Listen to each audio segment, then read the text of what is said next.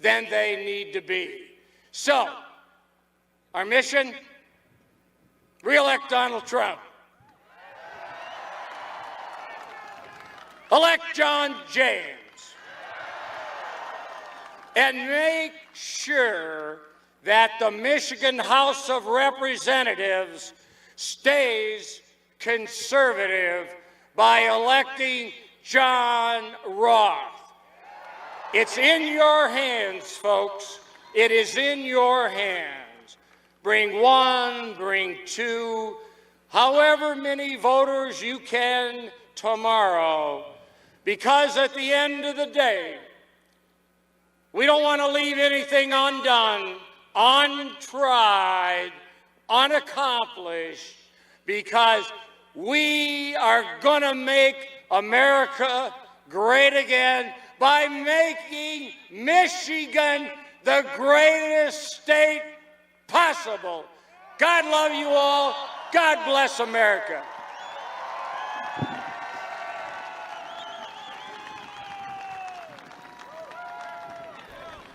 Ladies and gentlemen, please welcome Michigan's candidate for the United States Senate, John James.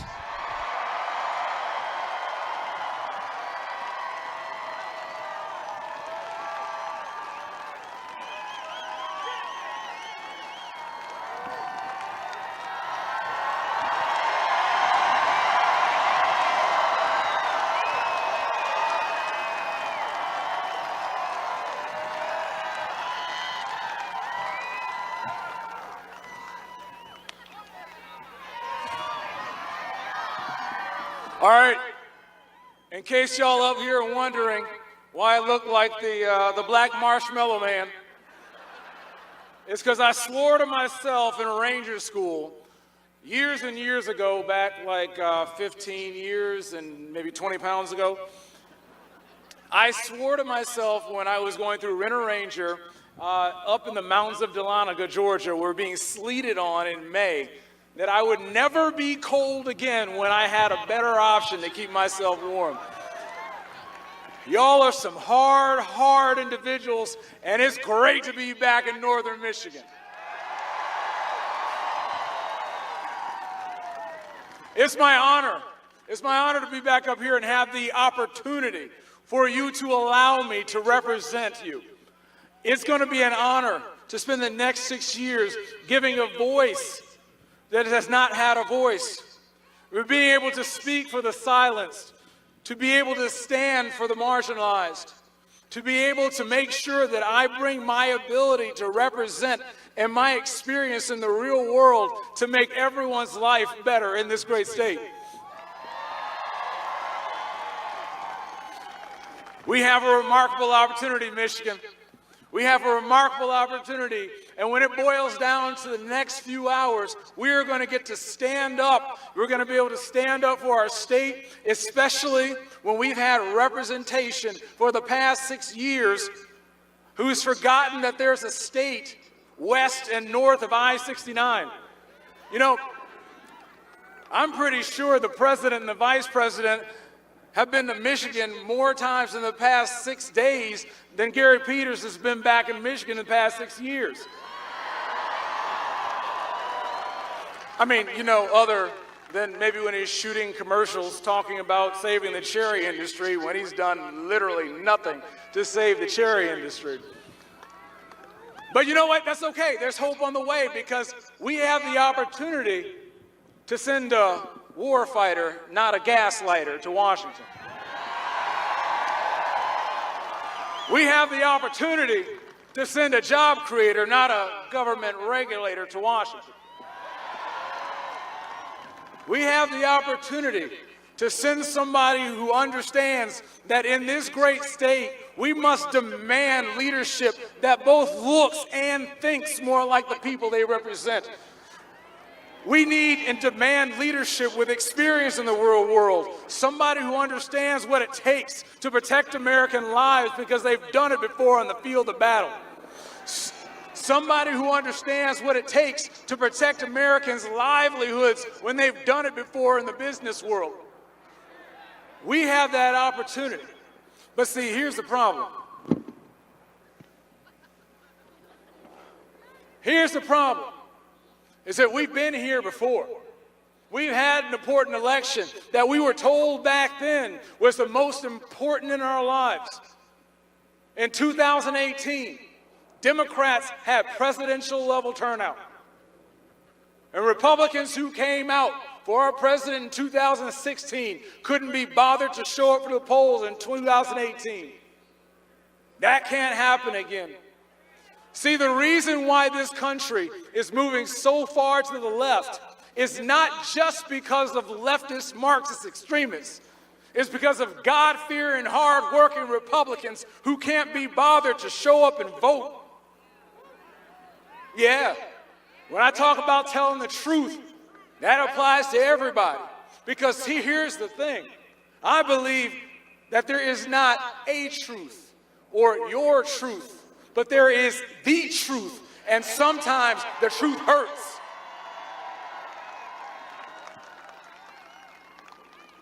I've been preaching about faith and family, God and country, and service before self because I was raised by two Democrats from the Jim Crow South to believe that those are American values.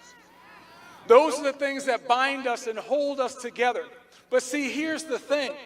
If we forget our responsibility, not just to vote, but to get 10 million of our closest friends to vote as well, then nothing's going to change.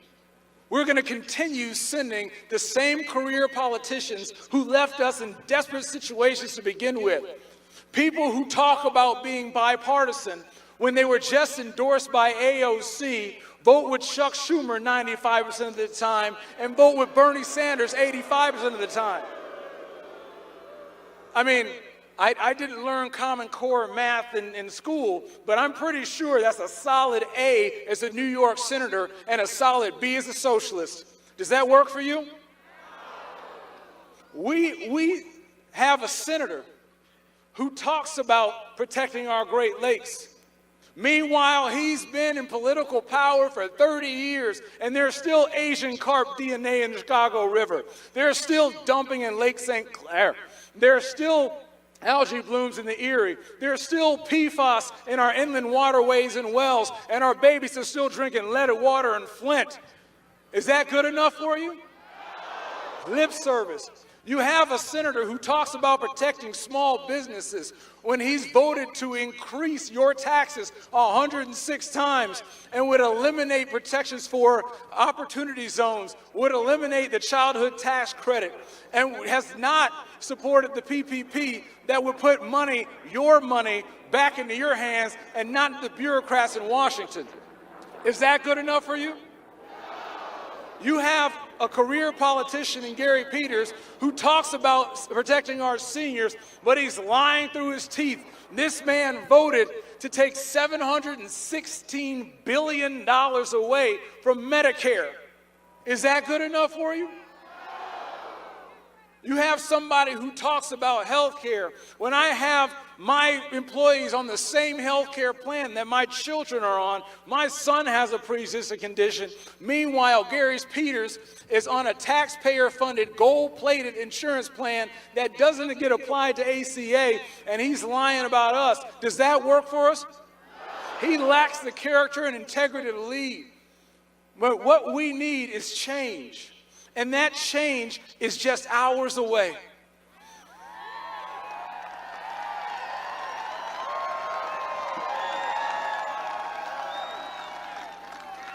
I'm a combat veteran who understands what's at stake. And so here's the thing. The reason why we're in this situation is because Republicans are content with calling themselves the silent majority. What are we ashamed of? When we put him first, our values are righteous. And when we put our neighbors and our family and our friends and our state and our country first, our policies work. See, this is what's important. We need to be able to speak into the void and give hope to people who have not heard hope before, to give truth to people who've been lied to. And this is the opportunity and obligation we have. The Republican Party was founded by people in the state of Michigan who recognized that we are endowed by our Creator certain inalienable rights that are among them are life, liberty, and happiness.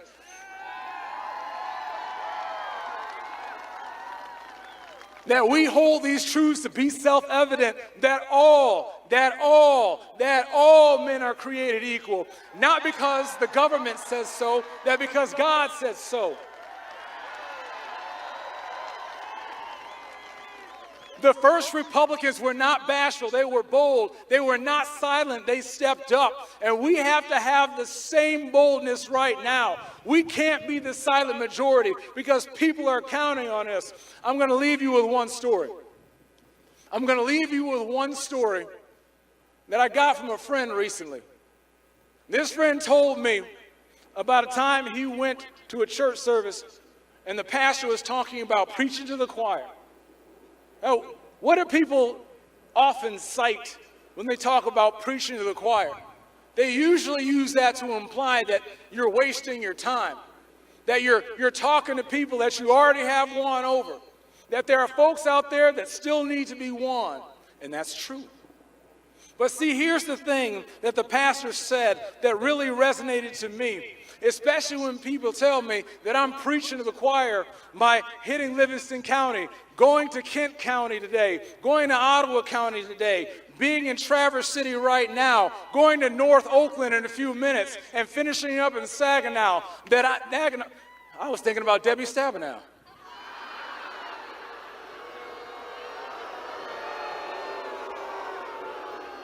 Well, you know what? She's going to have a new partner very soon.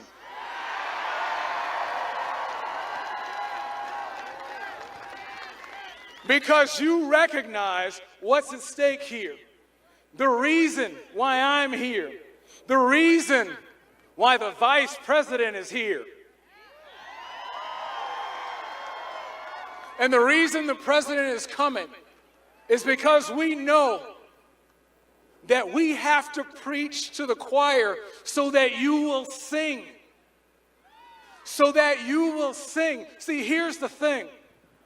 We have reached the limit of what we can do.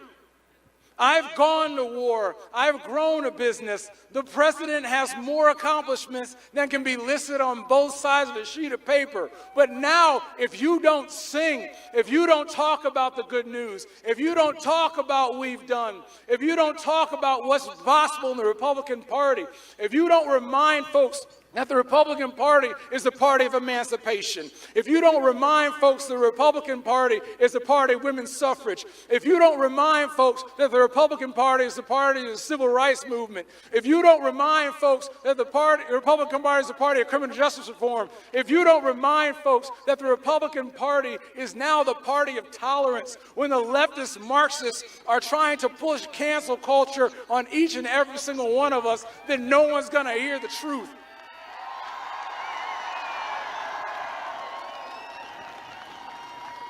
Ladies and gentlemen, it is up to you to sing. Our very democracy depends on it because we need to have people who understand what's at stake.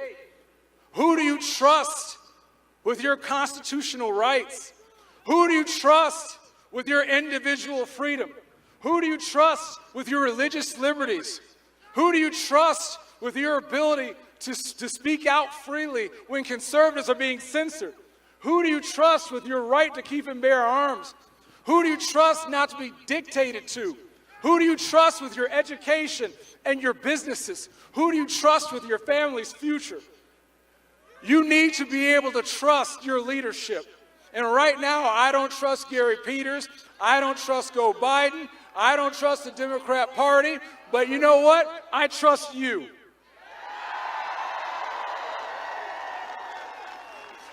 And right now, we are hours away.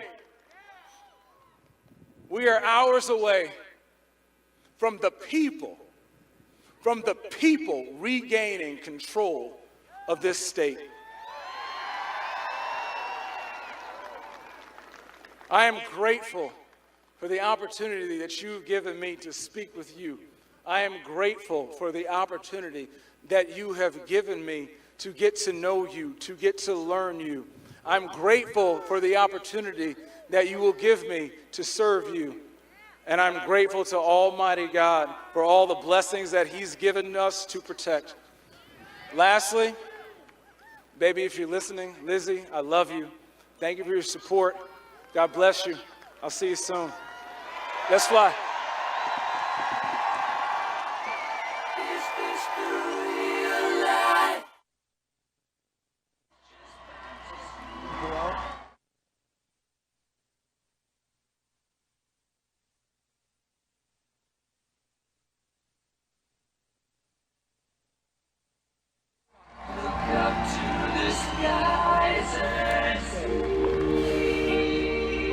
All right, good afternoon. If you're just joining us, we are live in Traverse City, Michigan, as we are wrapping up the 2020 election campaign. Hello, everybody. I am Brian Glenn alongside Adrian Ferguson as we get ready for yet another Donald Trump rally. And here we go. It's been a long election season, but it's come down to this, one day away from election.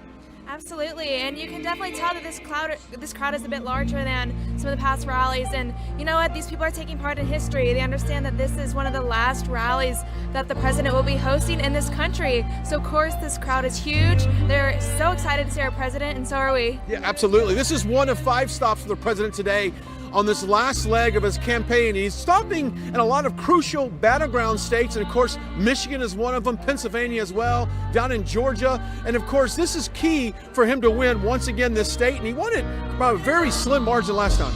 Absolutely. It's so important that these people are here today because we still have 2 days to vote, and a lot of people still haven't voted. So this is just a demonstration of their support, and it serves as an indicator of the support that we have for our president, and it's going to motivate more people to go to the polls and to support our president. And we've seen a record number of turnout this year. Over 92 million people nationwide has voted even early or mail-in voting as well. In some states like North Carolina, which it really is concerned to me that we're going to a state that quite honestly votes could be counted after the election. I don't like that at all. The president doesn't like it at all. But nevertheless, that is what we're dealt with. And I think we both can agree that this president needs to have a solid turnout for this election because we want no discrepancies, no ifs, ands, or buts that he won the election. Absolutely, and you know what we do? I expect a huge win from the president. However, we know regardless of the results, we will remain peaceful. We will not destroy our cities. And we know that the left, one way or another, will try to turn the results, try to blame the president, say it's a fraud, who knows, but we have to stand our ground, go out to vote, and make sure your vote is counted. So vote in person. Absolutely, and it's interesting how a lot of cities around the country are boarding up.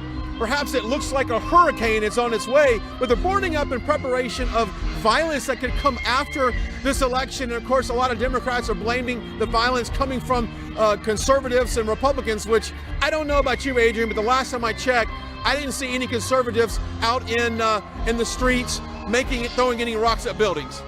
Absolutely. Yeah, as you can see in many of the Black Lives Matter protests, Yeah, it looks like we got Air Force One. Just made a touchdown here. That's a pleasant surprise for us. You're taking a look at that. And as a president, it looks like the president is running just on time today. Absolutely. So you can just see the crowd right now. They're whipping out their phones, they're cheering. They're so excited that our president has landed. But back to your previous comment, Brian, yes, for these previous protests, you know, they were run by leftists and they were destroying local businesses owned by Black-owned business owners who they claim to care about.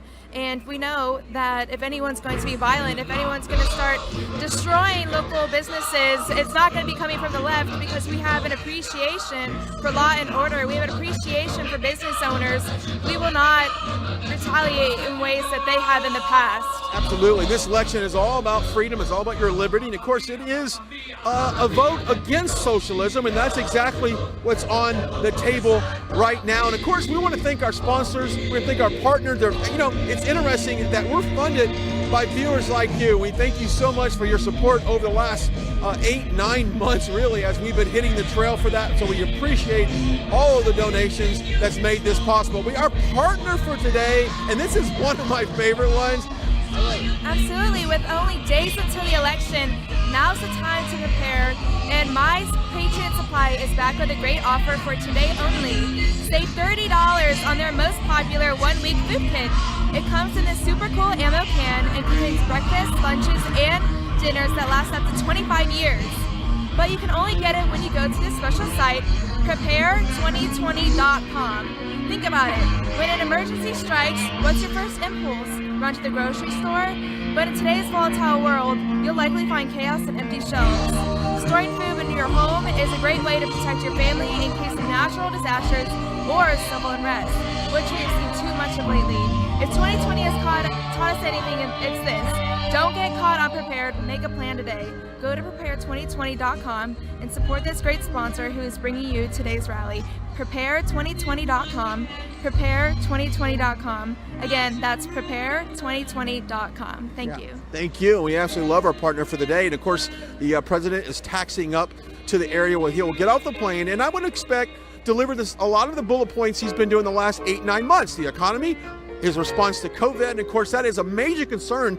We've been in Michigan now 4 times, it seems like, in the last couple days, and we've noticed that a lot of businesses are shut down. A lot of businesses have takeout only with restaurants, and we've spoken to a lot of people here. They are ready to open this state back up. Absolutely. We had an experience the other day when we were trying to get, some food, and we couldn't. We had to order online, and, there were so many people just waiting inside who had already ordered online. All these mandates, they're completely inefficient, and people want to go back to work. The American people want to fulfill their American dream. They want to feel a sense of purpose, and going to work, being able to get that paycheck and put food on the table gives them a sense of purpose, and taking away people's livelihoods is unacceptable. And these people, they want to work, and that's why they're here supporting our president, because he's going to protect their jobs and he's going to send them back to work where they want to be. Absolutely. And if you take a look at the polls, we've all can agree that the polls, we know what happened back in 2016. Hillary Clinton was heavily favored to win this election, and quite honestly, it almost seems like now these polls that we see that show maybe the president is trailing in some states. Adrian, we see it. Right Side Broadcasting, we see it. We see the crowd. We see the people. We see the enthusiasm for this president. I don't buy these poll numbers at all. I said this earlier on my social media, which, by the way, you can go to Brian Glenn TV. I said this. President Trump wins this big time. 324 electoral votes. I'm predicting. I think it's a landslide, but that's my opinion. I hope it comes true. What are you predicting for today? Absolutely. I think, Trump has this in the bag. And you know what? I appreciate your comment earlier. We are out here all the time, and we see the supporters of the president. You will never, ever see thousands and thousands and thousands of patriots coming out in sub-degree weather to support their president. And you know what? There was just a rally mentioned earlier with Joe Biden. Only 75 cars. People won't even have the same charisma, but the president supports the American people, and they support him, and that's why they come out in these massive numbers. And you'll see these numbers shown in the polls after Election Day, after our president has won. Absolutely. And of course, he'll touch upon the fact of fake news and getting the misinformation. That's one of the reasons why Right Side Broadcasting exists, to show you the shots right now, show you the motorcade coming in, show you the crowd, show you the enthusiasm for this president. And that is a part of the total story here of Campaign 2020. As we saw him launch his re-election, we knew the ground support would be there. And if you look at all the accomplishments from this president over the last 4 years, no one can deny he has not worked for the American people. Absolutely. And you know what? It's so great. Actually, it's beyond hypocritical when we go and see these debates between the president and Joe Biden. And it's so obvious how easily that, these leftist candidates want to deny Trump's accomplishments for this country. He's done so much for unemployment. He's done so much for the black community, the Hispanic community, and they know it, and yet they lie straight through their teeth, denying all of his accomplishments and never giving him the credit that he clearly deserves. Absolutely. You've seen some really high-profile endorsements of the president. I'm not saying that endorsements necessarily can lean one side or the other, but I will say this. The Lady Gaga video that she put up, kind of mocking middle America, if you will, dressed in camouflage, like some kind of a hunter with a jacked-up truck behind it, drinking a beer and throws it on the ground. I think Lady Gaga single-handedly has handed Donald Trump the state of Pennsylvania based on that pandering, mocking, insulting video. What do you think? Absolutely. And you know what? These celebrities, when they attend their award shows, they like to get up on that soapbox and pretend they understand the average American voter, and they'll preach to us about climate change, they'll preach to us about abortion, but actions like hers, her mimicking and making fun of the average American patriot, just shows how much they don't understand the American people, they don't understand the American experience, and they're completely anti-American overall. And I think that was a big mistake on her part.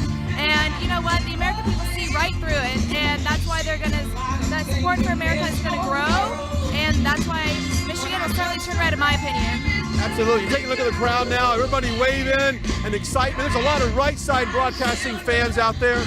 And we want to say thank you because of guys like that, and fans and kids and mom, dad, grandpas, grandmas. They've been really supportive over the years with us, and we certainly appreciate all that they do for us. And you know what? When this is said and done, we're doing a documentary right now, and I already know what my answer is going to be for people like that out there. It's because the feedback we get from the American people about the coverage that we're giving them, straight, unfiltered, uninterrupted coverage, that is incredible, and we are just so happy to be able to do it. Absolutely, yeah. You can see these crowds, their faces. They're so excited to see our president. He's not even here yet, and they're so excited. And they have a deep appreciation for RSBN. As you can tell, they're waving at us, cheering for us. We love to be able to provide this content for you folks. We know not too many people, or really any other news organization, provides this live content coverage of the president. And we're so glad to provide this content from the horse's mouth to you, the average American voter, who might not have the opportunity to come out to every rally because, you know what, you're working. And we understand that. That's why we do what we do for you folks. Absolutely. This morning at our hotel, I met two ladies that came here from California, and she said, you know what, we've never seen the president speak in person. We came all the way to northern Michigan where, quite honestly, is one of the coldest temperatures in the country right now. To stand out here in the cold, watch this president and watch him deliver the words of encouragement and inspire a nation to stand up and fight for freedom. Absolutely. Joe Biden would never in a million years be able to inspire such a crowd to come see him. And that's why you see such desperate measures being taken for his campaign. In one of his upcoming rallies, it is anticipated that Lady Gaga and John Legend are to perform. Why? Because nobody wants to see Joe Biden give an extremely monotone, robotic speech, which is going to be completely anti-American. Nobody wants to hear that. That's why nobody's going to go out to see him.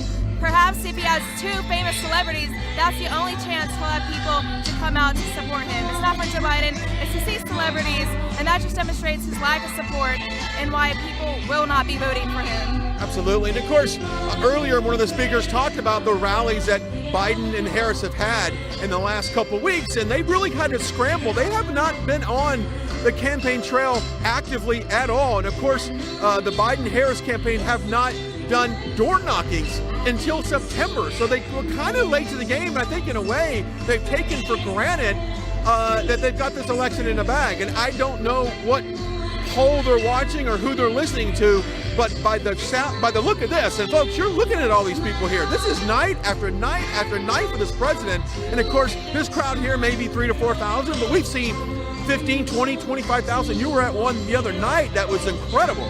Absolutely, yes. I was at the one in Minnesota, and the liberal governors there, they understand how strong a support base the president has. So much so that they had to put a max amount on the people who could attend. 250 people were allowed to attend because of the governor. And however, thousands and thousands of people still showed up despite not being granted access. They love our president so much. And, that was really disheartening for the president that only 250 people could see him. So when he first landed off of Air Force One, he went to go see those people that were denied access. And he cares about the American voter. That's why he went to go see them. And that's why he's fighting for this country. He's showing you how our freedoms are being restricted. Our freedom to assemble, our freedom to have speech is being restricted now. And that's why President Trump is fighting for us. He's fighting to protect those freedoms. Absolutely. And I've seen time and time again before this. Let's see if he's going to cut to the president right now. Nope, got more music. This is one of the things that you see quite often. Religious, shout out to religious faith. We're playing prayers.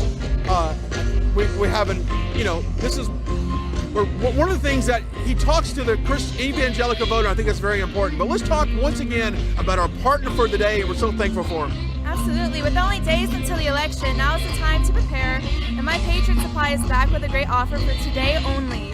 Save $30 on their most popular one-week food kit. It comes in a super cool ammo can and contains breakfasts, lunches, and dinners that last up to 25 years. But you can only get it when you go to the special site, prepare2020.com. Think about it. When emergency strikes, what's your first impulse? Run to the grocery store? But in today's volatile world, you'll likely find chaos and empty shelves. Storing food in your home is a great way to protect your family in case of natural disasters or civil unrest, which we have seen too much of lately. If 2020 has taught us anything, it's this. Don't get caught unprepared. Make a plan today. Go to prepare2020.com and support this great sponsor who's bringing in today's rally. That's prepare2020.com, prepare2020.com. Once again, that's prepare2020.com. There you go. If you're just joining us, we are live in northern Michigan for perhaps one of the last campaign rallies we've had so far for the 2020 season. Of course, he's at 5 today. He's going to have 5 today when it's all said and done. He's going to end it later tonight at 10:30 in Grand Rapids, Michigan, and that's where he ended it last year, or the last campaign in 2016. We also want to go into our super chats real quickly and give some shout outs to some donors. Absolutely. We received $49.99 from Jerry Lynn. So thank you so much, Jerry, for supporting our organization. We really appreciate it. We received $20 from George T. And he said, "We're the latest we've been waiting for. Stand tall and re-elect President Trump in person on November 3rd. Thank you so much, George. That really goes a long ways with us here at RSBN. We received $10 from Terry Malin, and he said Trump will win because he's bringing back God to Americans. Absolutely. Thank you. We received $24.99 from Moleman, so thank you for that. We received $24.99 from Rolling with DJ Adam.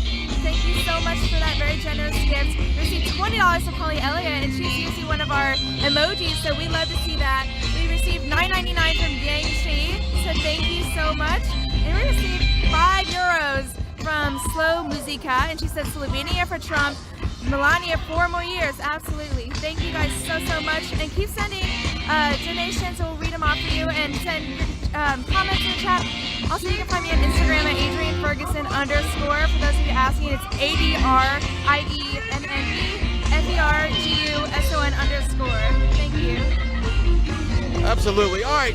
It's been a long election season, and I'm going to step up on my soapbox right now for you and say a few words.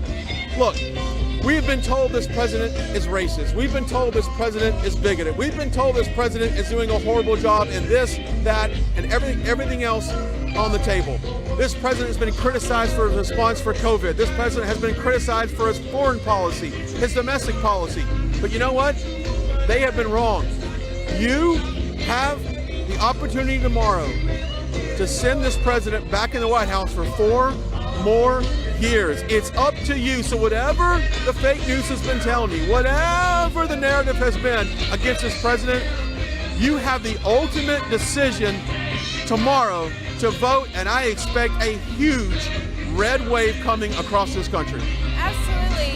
You know what? I understand some folks' concerns in the previous elections, but now with the past 3.5 years of all the accomplishments of Donald Trump, the people who were undecided before, it's beyond clear why they should vote him this year.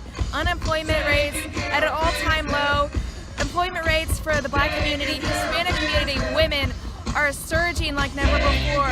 And, there's more money going back in people's pockets because of Trump's tax cuts. There's no reason we shouldn't support this president. And the American people, I've seen what he's done for them. They feel it every day, either in their pockets or in their schools. In every facet of life, Trump has improved the American way, and that's why he's going to win. Absolutely. And I expect this president to touch upon the economics of his plan, to look back at what has happened in the stock market, historical highs in the stock market, so historical lows in unemployment. So I expect the president to touch upon all that. He's also going to talk about his response to coronavirus and how he shut down the country. He shut down travel from China. And he's going to talk about how Biden, Harris, and all the others, Democrats, ultimately, called him xenophobic and racist for shutting down travel. But yet he saved a lot of lives by doing that. Absolutely. And people keep mentioning how or the candidates keep saying, oh, I would have done this, or I would have done this. However, their words spoke louder than their actions. Like Joe Biden said, it was xenophobic for Trump to restrict travel from certain countries, which it wasn't, by the way. However, him simply saying that demonstrates that he would have let the country open, and coronavirus deaths would have surged much, much higher under his rule. And I think the lockdowns that the Democrats have really pushed for, and if you look at the two messages from both camps here, Biden-Harris is very doom and gloom, dark winter, shut down. It's really a dark story. They're pushing fear. Trump is pushing positivity, opening up the economy, fighting the virus, getting our lives back to work. And so I just look at a Biden-Harris voter right now and go, is that what you want? Is that your ideology? Is that your level of happiness in this world? Is that you want to live in fear? Absolutely, and I think one of the main denominators creating that difference is an appreciation for freedom and what it costs to get that freedom. Biden and Harris, not only do they not have an appreciation for freedom, they want to restrict it. They want to take away your guns, they want to take your freedom of speech, your right to assemble, and your right to go to church. And, you know, we're the complete opposite. President Trump wants you to choose how you want to live your life. He wants you to be able to go to work. He wants you to be able to practice in your churches. And you know what? That's why the policies are so different. There is a stark difference in how they view freedom in this country. And that's why the policies of the Biden-Harris campaign will destroy America, because they hate America. Absolutely. You've seen the two sides of this campaign. Biden rarely taking questions from reporters, and it comes Trump loves to tangle himself up with reporters. I think that's why the American people like him. I actually think that's why the media secretly loves him, because they give him content to really work off of, vice versa. But this president does not back down to anything. And once again, you're going to hear a lot of that message tonight about getting the country energized and ready for 4 more years. And of course, you know, who knows after that? We've had this conversation, like what happens after another 4 years? Who then steps up to the plate? You know, that person, we may know them, or we may not even heard of them. That's how the political war works. Right, absolutely. If I had to make a prediction, I'd say even Mike Pence might make a run for the presidency, and I think he'd be a phenomenal candidate after displaying his knowledge of the law and his appreciation for American values after his debate with Kamala Harris. So, or you know what, it might even be one of Trump's sons or Ivanka Trump. They'd all make excellent candidates. So, you know, that's a big question mark. However, I know that we have a great variety to choose from under the Trump family, or just Mike Pence in general. So I have hope for the next 4 years after Trump's 4 years. There you go. And of course, we all pray that we know the results of his election tomorrow night. We hope that's the case. But you know, as you've got some states that have extended the deadline for mail-in voting, and they said they're going to count them perhaps 3 days after the election, we may not know who the president is from this election. And of course, you know, both sides are lawyered up to go to the courts and fight for what's constitutionally right in this election. Look, if it was up to me and I was a president, there would be the votes are counted on November 3rd. That's the day, just like, you know, any other election. That's the day you do it. There's no wiggle room here, folks. There's no discrepancies. And I think that's how you weed out any potential problems. Absolutely, and you know what? The left is clearly supporting these late mail-in ballots to be accepted past November 3rd, because it, you know, provides that wiggle room to, you know, provide, you know, perhaps some cheat votes to support their candidate of choice, and that's completely unacceptable. That just shows their deceit. And you know, I completely agree with you. November 3rd should be the cutoff, and then, you know, Republicans are going out to vote in person, and that's how it should be. That's how it's been for decades, and I understand the COVID crisis right now. However, if you take the precautions you need, you're safe to go. This should not be the way it is now. Absolutely. We've seen over 92 million votes already cast in this country, which is historically high. And so who knows what's going to happen tomorrow? I would imagine wherever you're at, get out and vote early, do it, and go home, watch the results on TV, tune in to Right Side Broadcasting, as we're going to have some type of stream, hopefully, to be able to relay that information to you. But we're watching history, folks, and there's never been this country's at a crucial point where we're going to go to a socialism, or we're going to stand for what is right and what our founding fathers laid out for this great nation. Absolutely. This is history in the making. This is, I believe, the second to last rally that this president will ever have before being reelected. And so that's such an amazing opportunity for these people to witness such a great event. So that explains why this crowd is so huge and why they're so anxious to see our president. This is an incredible moment. Absolutely. Of course, Adrian and I have been popping around the country like most of our staff here at Right Side Broadcasting. The long days, a lot of flights, a lot of hotels, you know, a lot of long hours. But let me tell you something. There is no better place I'd rather be standing is right here on this risers on November 2nd, getting ready to watch this president come out and deliver yet another inspiring speech. And you're taking a look at some of the crowd there, and you know it's cold. I will say this, Adrian, it's not as cold as yesterday. Now, granted, if you live in northern Michigan, this is probably considered summer right now. For us, it's deep winter. To them, it's summer. Absolutely, yes. It was so cold yesterday. You know, a few times I had to go into a nearby building and just get some heat on. And I was just sitting down and taking a brief break, and this woman comes and she's like, "Can I get anything off my back and give it to you? I'm a huge supporter of RSBN." And I was like, no, don't worry about it. And she's like, "We love what you do. And this is clearly a demonstration of how hard you work for us. And you know what?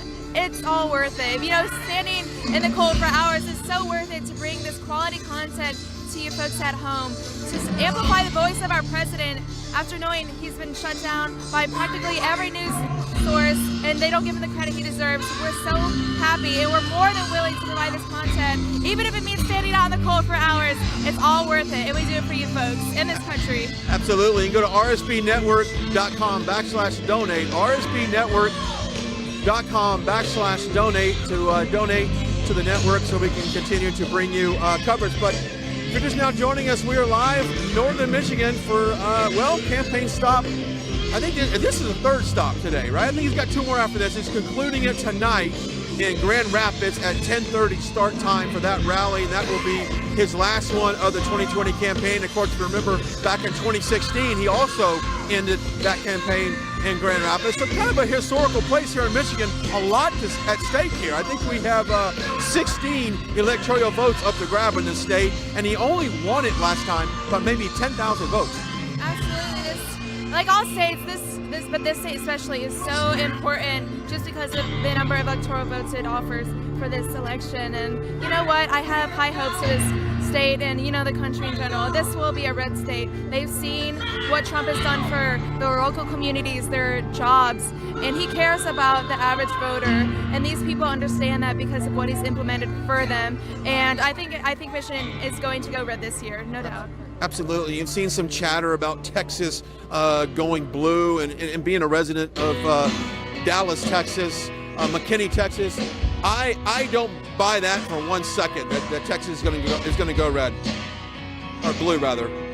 All right, let's give a shout out to our partner one last time before the president takes the stage. And I love them, and I think there's something right now, especially in this day and age, we should all do. Absolutely. With only days until the election, now's the time to prepare. And My Patriot Supply is back with a great offer for today only.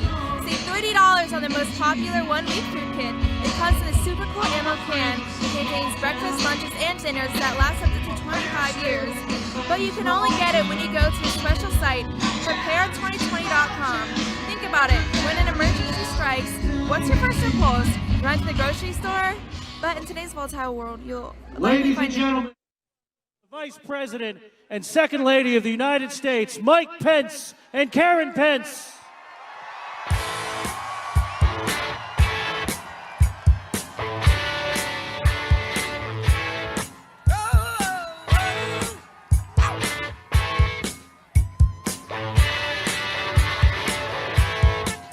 There she stood in the street, smiling from her head to her feet. I said, hey, what is this? Now, baby, maybe she's in need of a kiss. I said, hey, what's your name, baby? Maybe we can see things the same. Now, don't you wait, oh, hesitate. Let's move before they raise the parking rate. Oh.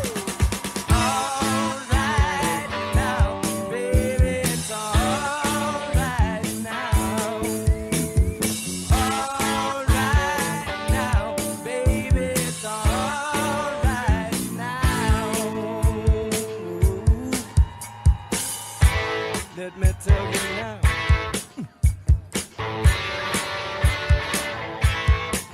I took her home to my place, watching every move on her face. She said, look, what's your game, baby? Are you trying to... Well, hello, Michigan.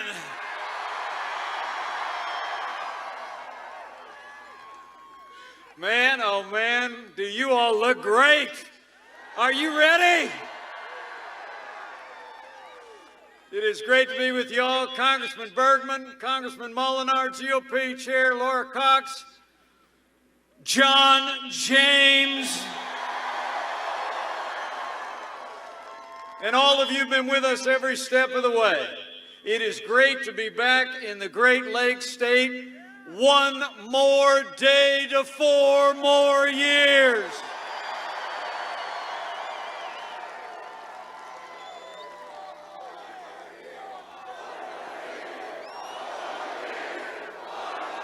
That's what I'm talking about. Thank you for that wonderful warm welcome. He's going to be here in about 40 minutes. But would you all join me in just thanking a few people? First and foremost, she's a Marine Corps mom. She's been a champion for military families. She's a school teacher at a little Christian school. She's been my wife for 35 years. Would you join me in thanking the greatest second lady of the United States that we've ever had, my wife, Karen Penn.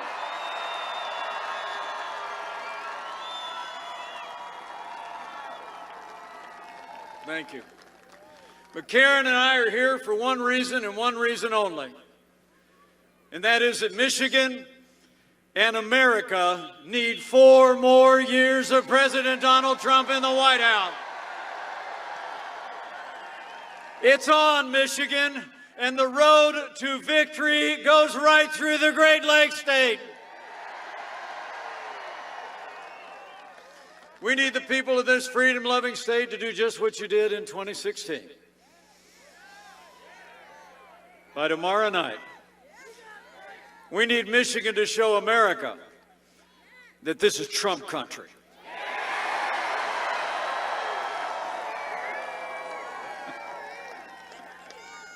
But it really is great to be with y'all. It really is great. Also, it's great to be here with some good friends of mine and of the president's. In fact, one of whom is the highest-ranking combat veteran ever to serve in the Congress of the United States. Now he's one of the strongest voices for our national defense. Join me in thanking Congressman Jack Bergman, will you? Thank you, Jack. It's also great to be here with a man who has served the people of Michigan in the State House, and I've served alongside him, and I can tell you he is one of the strongest allies of our president and our agenda in the United States Congress, Congressman John Molinar. And let me say what a privilege it is to be here with a man that I got to know over the last couple of years. He's a man of integrity.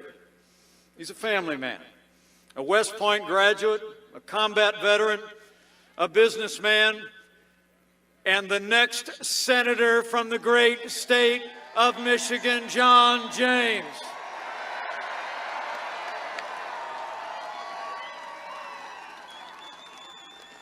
Well, thank you all for being here. I know you're out today to hear and see our president show your support, but I also know you're here because of all that we accomplished together over the last 4 years. I mean, think about it. 4 years ago, we inherited a military that was hollowed out by devastating budget cuts, an economy struggling to break out of the slowest recovery since the Great Depression. Terrorism was on the rise, and we witnessed a steady assault on our values. But in 3 short years, we rebuilt our military. We revived our economy. We secured our border, supported law enforcement, and stood for life, liberty, and the Constitution of the United States.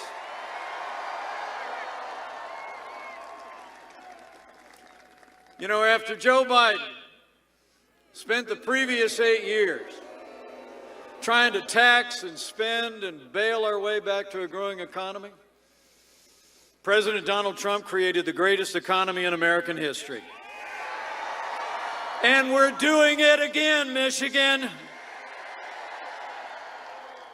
I mean, how about those new GDP numbers last week? Did you check that out? 33% growth in the third quarter shattered any previous record. The great American comeback is on. And with 4 more years of President Donald Trump in the White House, we're going to bring this economy back bigger and better than ever before. You know, the president said it was the biggest quarter in the history of our country, not even close. And he and I both know this American comeback is a testament to all of you, to the resilience and the strength and the character of the American people. But it's also a tribute to a president and our allies in Congress who created the greatest economy the world has ever seen. That's why it's remarkable to think, in the midst of a global pandemic, Joe Biden wants to raise taxes by $4 trillion. His running mate, Kamala Harris, said on Friday that their, quote, first order of business would be to get rid of President Trump's tax cuts. They got a $2 trillion Green New Deal. They want to put socialized medicine in the heart of Obamacare, risk the health insurance of 180 million Americans. But under President Donald Trump, in 3 short years, we cut taxes across the board for working families and businesses. We rolled back more federal red tape than any administration in history. We fought for free and fair trade, unleashed American energy, and businesses large and small created 7 million good-paying jobs, including 112,000 jobs right here in Michigan. It's true. You know, when Joe Biden was vice president, America actually lost 200,000 manufacturing jobs. It's amazing. You know, I come from south of here in Indiana. And just like Michigan, you know, we do 2 things well around here. We make things and we grow things, right? We're proud of it. But the last president, who I heard is out campaigning today, 4 years ago, he said those jobs were never coming back. He actually said, what magic wand do you have? Well, we didn't need a magic wand. We just needed President Donald Trump in the White House. 500,000 manufacturing jobs created in just 3 years. And when it comes to trade, so important to what we make and what we grow. Joe Biden's been a cheerleader for communist China all along the way. And he never lifted a finger to reform a trade deal with Mexico and Canada that literally cost thousands of factories to close across this country. But under President Trump, we put China on notice. We imposed tariffs and made it clear the era of economic surrender is over, and NAFTA is gone, and the USMCA is here to stay.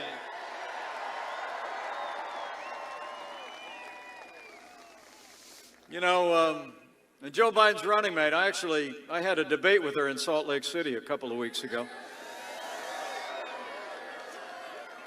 Some people think we did all right, so thank you. But I brought this up in the debate because you deserve to know Kamala Harris was one of only 10 senators to vote against the USMCA. She said it didn't go far enough on climate change. I mean, Kamala Harris put her radical environmental agenda ahead of Michigan jobs and Michigan workers. And I'll make you a promise. With 4 more years, President Trump will always put American jobs and American workers first.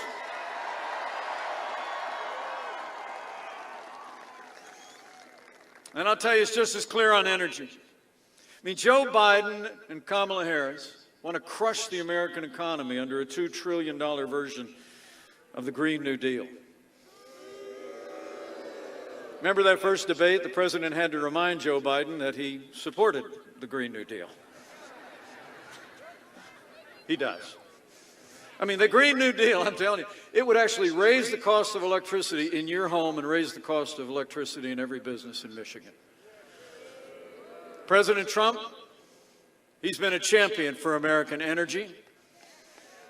We ended the war on coal. We've opened up our natural resources, and we're now a net exporter of energy for the first time in 70 years. It's true. But worse still, Joe Biden and Kamala Harris, over the last year, said over and over again that they want to abolish fossil fuels and ban fracking. I mean, that would cost hundreds of thousands of direct jobs across the heartland. They said it over and over again. And then Joe Biden shows up in Pittsburgh. I wasn't far from there today, a couple of weeks back, and he's trying to convince people in Pennsylvania that he's not for banning fracking. He actually said our president was lying about his record, remember? Even in that presidential debate. And how good did President Trump do in that presidential debate, am I right? Out of the park. Still going, right? Well, in that presidential debate, you saw the moment where Joe Biden said that we needed to, quote, transition from the oil industry. President Trump said, that's a big statement, right? And then when the president called him on it, he said, show the tape. So we've been showing the tape.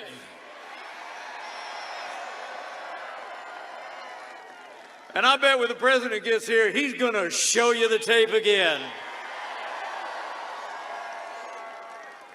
Men and women of Michigan, no matter what Joe Biden and Kamala Harris are saying right now, you can take it to the bank. Joe Biden and the Democratic Party are going to try and abolish fossil fuels, close down the oil industry, ban fracking, but we're not going to let it happen. We're going to have more fracking, more American energy, more energy independence for this generation and for generations to come when we re-elect President Donald Trump for 4 more years.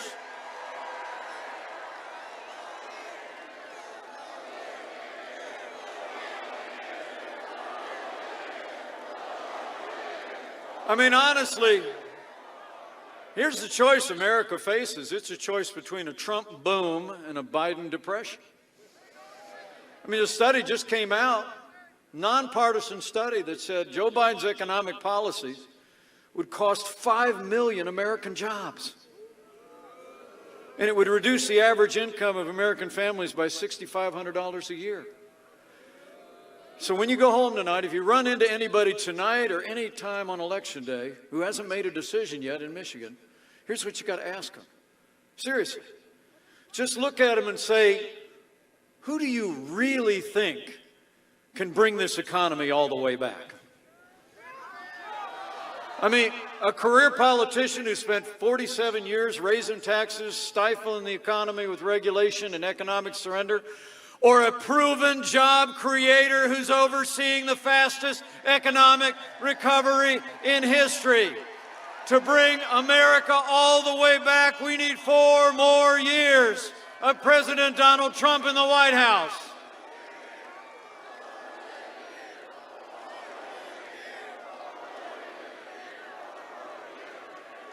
So it's about our economy.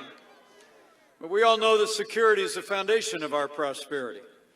And I couldn't be more proud to serve alongside a president who cares so deeply about the men and women of our armed forces and their families. You might not know we've got some service members in our immediate family. My son's a United States Marine. And my unworthy son-in-law is a United States Navy pilot currently deployed with the United States Navy.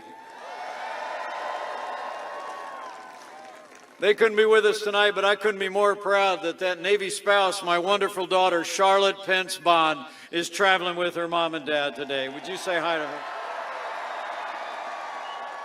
So proud of them. But you deserve to know when Joe Biden was vice president, we went through years of reckless budget cuts, didn't we, John? I mean, that hollowed out our military readiness. And over the last few days, I read where Democrats in Washington are already saying that they're planning They're planning massive cuts to our national defense to pay for their big government programs. President Trump, we rebuild our military. This president has signed the largest investment in our national defense since the days of Ronald Reagan. And with 4 more years, we're going to keep giving our soldiers, sailors, airmen, Marines, and Coast Guard the resources and the support they need to defend our nation.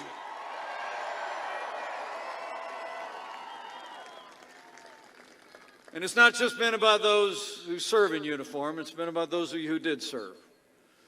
You know, when Joe Biden was vice president, we remember the scandals at the VA that shocked the conscience of the nation, don't we? I mean, we had veterans that were literally dying waiting for care at the VA on waiting lists. But when President Trump came into the Oval Office, those days are over. Our president has signed the most sweeping reforms of the VA in 50 years. We fired 3,000 VA employees who weren't giving our veterans the care they deserve. The VA now has a 91% approval rating, and Veterans Choice is now available for every veteran in America.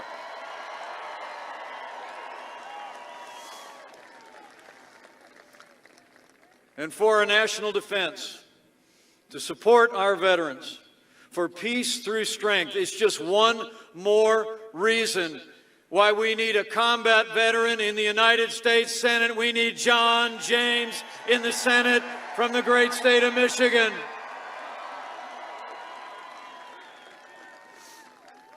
And when it comes to law and order, President Donald Trump has stood with the men and women who serve on the thin blue line of law enforcement every single day. I mean, you all know what the President and I know. The men and women who put on the uniform of law enforcement in this country are some of the best people in America, and they deserve the respect of every American every day.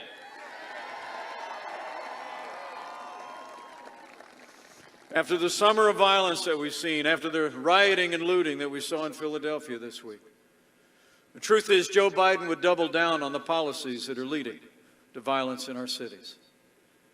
Now, Joe Biden says that America is, in his words, systemically racist. He says that law enforcement has an implicit bias against minorities. When Joe Biden was asked whether he'd cut funding for law enforcement, he replied, yes, absolutely. And his running mate, Kamala Harris, recently praised the LA mayor for cutting $150 million out of the LAPD's budget. Under President Donald Trump, I'll make you a promise. We're not going to defund the police. Not now, not ever. We're going to back the blue, and we're going to back the blue for 4 more years.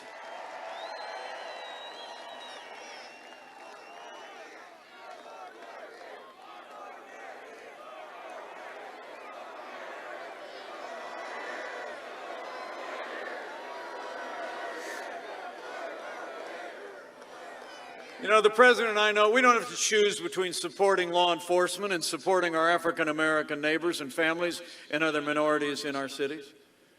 We've done both for the last 3.5 years, and we're going to keep doing both. We're going to support law enforcement with more resources and more training, and we're going to keep creating jobs and opportunity and educational choice options for African-Americans and all the families that live in our major cities. And we're going to have law and order for every American of every race and creed and color, so help us God.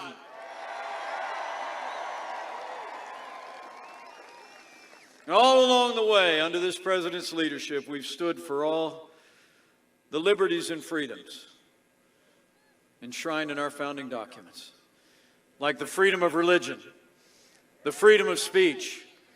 And President Donald Trump has stood strong for the Second Amendment right to keep and bear arms.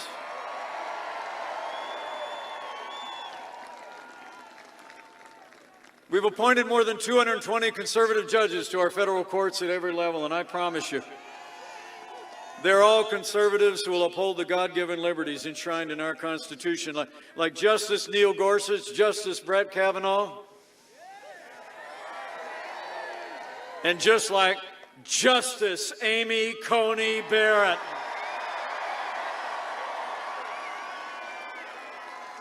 Isn't she great? Isn't she great? How much did you like that when they asked her what she had on that piece of paper in front of her? Nothing. She's going to be an amazing jurist for generations to come, and she's going to make America proud. But you all deserve to know when Joe Biden was vice president, we saw a steady assault on our religious freedom. We did. They used the power of the bureaucratic state to erode the conscience rights of doctors and nurses. They even hauled a group of Catholic nuns into federal court to force them to compromise their faith to live under the mandates of Obamacare. It's true. When Judge Amy Coney Barrett was up for a different court 2 years ago, that same religious intolerance among the Democrats in Washington came out. The leading Democrat on the Judiciary Committee said she was concerned about Judge Barrett's Catholic faith because she said, and I quote, "The dogma lives loudly within you." And Hollywood elites started attacking Judge Barrett, and they've never stopped. Well, I got a message for the Democrats in Washington and their friends in Hollywood.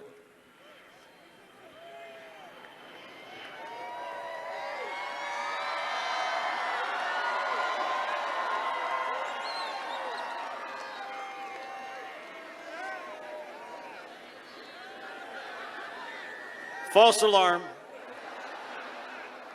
I got a message for the Democrats in Washington and their friends in Hollywood. That dogma lives loudly in me. That dogma lives loudly in you. And the right to live and work and worship according to the dictates of our faith lives loudly in the Constitution of the United States of America. And under President Donald Trump, we've stood for that first freedom, religious freedom, strong. We restored the conscience rights of doctors and nurses, and it was President Donald Trump who ended the assault on the little sisters of the poor, and the Supreme Court made it permanent. And finally, where Joe Biden and Kamala Harris support taxpayer funding of abortion, all the way up to the moment of birth, I couldn't be more proud to be vice president to a president who stands without apology for the sanctity of human life.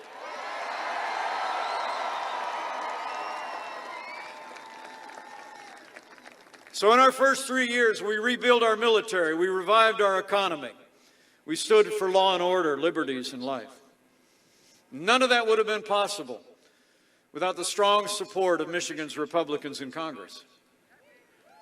So right after you re-elect President Donald Trump, right after you send John James to the United States Senate, we all need Michigan to send Congressman Jack Bergman and Congressman John Molinar to a new Republican majority and retire Nancy Pelosi once and for all.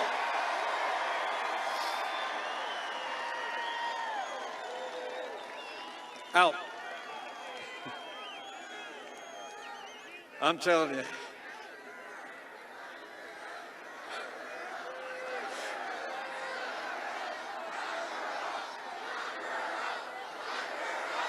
Out. You know, when you look at what we were able to accomplish, all of us, with the support of the people of Michigan, in that historic election 4 years ago, I think there's only one way you can describe it. In 3 short years, we made America great again.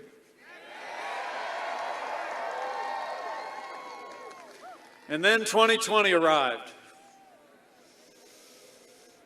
As President Trump led our nation through the worst global pandemic in a century. And all along the way, President Donald Trump put the health of America first. It's true. Before the first documented case of community spread, President Trump did what no American president had ever done in history. He closed off all travel from China, the second largest economy in the world. Now, Joe Biden at the time said that was xenophobic, which is, I guess, a fancy word for racist. He said closing off travel during a global pandemic would actually, quote, make things worse. But Joe Biden got it wrong, and President Donald Trump got it right. I can tell you, as the head of the White House Coronavirus Task Force these last 8 months, President Trump's action, shutting off travel to China, saved untold American lives because it bought us invaluable time to stand up the greatest national mobilization since World War II. It's true. We reinvented testing. We saw to the manufacture and production, including here in Michigan, of billions of supplies of medical equipment and PPE. We developed therapeutics that are saving lives, and we are literally a short time away from having the first safe coronavirus vaccine and tens of millions of doses for the American people. And I promise you, people of Michigan can be confident. We're going to keep making sure those supplies are available to our great doctors and nurses. We're going to keep protecting the vulnerable. We're going to keep saving lives and distribute a vaccine. And we are opening up America again. It's amazing to think in the last 5 months, on that foundation we poured and with the unprecedented relief for families and businesses the President secured from Congress, after losing 22 million jobs at the height of this pandemic, we've already seen 11.5 million people go back to work, including 600,000 people right here in Michigan. We're opening up America, and Michigan is roaring back. But you all deserve to know, Joe Biden is talking about shutting down our economy again. It's true. If you saw the newspapers the last couple of days, several European countries are already talking about shutting down. So you can bet that Joe Biden will lock down the American economy if he makes it to the White House.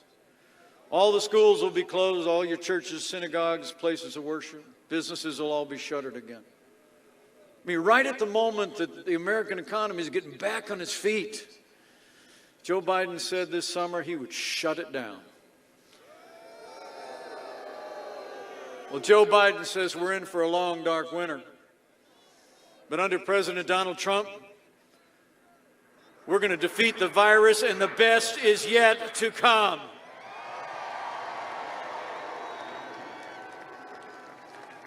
You know, the choice in this election has never been clearer. The stakes have never been higher. When you look at their agenda of higher taxes, open borders, socialized medicine, a Green New Deal, defunding the police, abortion on demand, it's clear. And Joe Biden would be nothing more than a Trojan horse for the radical left. I don't know if you've seen it in the news, but Bernie Sanders and Elizabeth Warren are already angling for cabinet posts. You know, Joe Biden said that democracy is on the ballot tomorrow. Well, I think our economic recovery is on the ballot. I think law and order are on the ballot. But I also think there are things far more foundational to our country that are on the ballot as well. Men and women of Michigan, in this election, I think it's not going to be so much whether America ends up more Republican or more Democrat, more liberal or more conservative, more red or more blue. The choice in this election is whether America remains America. Whether we're going to chart a future with President Donald Trump, build on our American heritage of faith and family and patriotism and freedom, or whether we're going to let Joe Biden and the Democratic Party surrender our country to the radical left, shut down our economy, topple our heritage and our values and our freedom in an avalanche of socialism and decline. So let me say from my heart to all of my friends here in Michigan, for all the ideals and values that have always made this country unique and exceptional, for our very freedom, bequeathed to us by generations of Americans, We need to decide right here and right now that Joe Biden will never be President of the United States. We're going to re-elect President Donald Trump for 4 more years.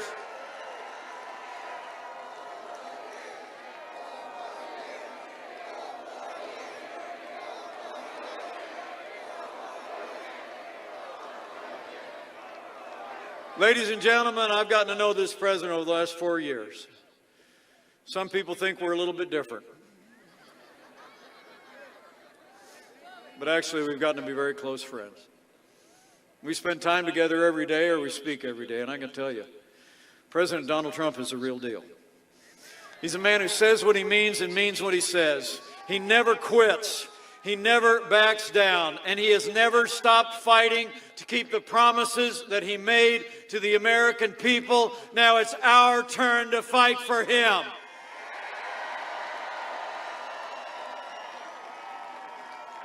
It's our turn to fight for 4 more years of President Donald Trump in the White House. 4 more years means more jobs. 4 more years means more judges. 4 more years means more support for our troops. And it's going to take at least 4 more years to drain that swamp.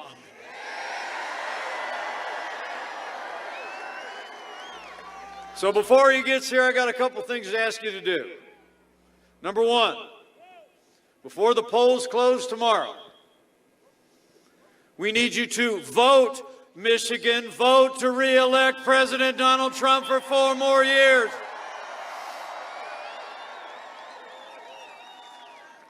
The time for speeches is almost over. The time for voting is coming up. So tomorrow morning, I'm told the polls open 7 a.m., open till 8 p.m. here in Michigan. And remember, friends don't let friends vote alone. Bring a family member, bring a neighbor, bring a coworker, and vote to re-elect President Donald Trump to the White House.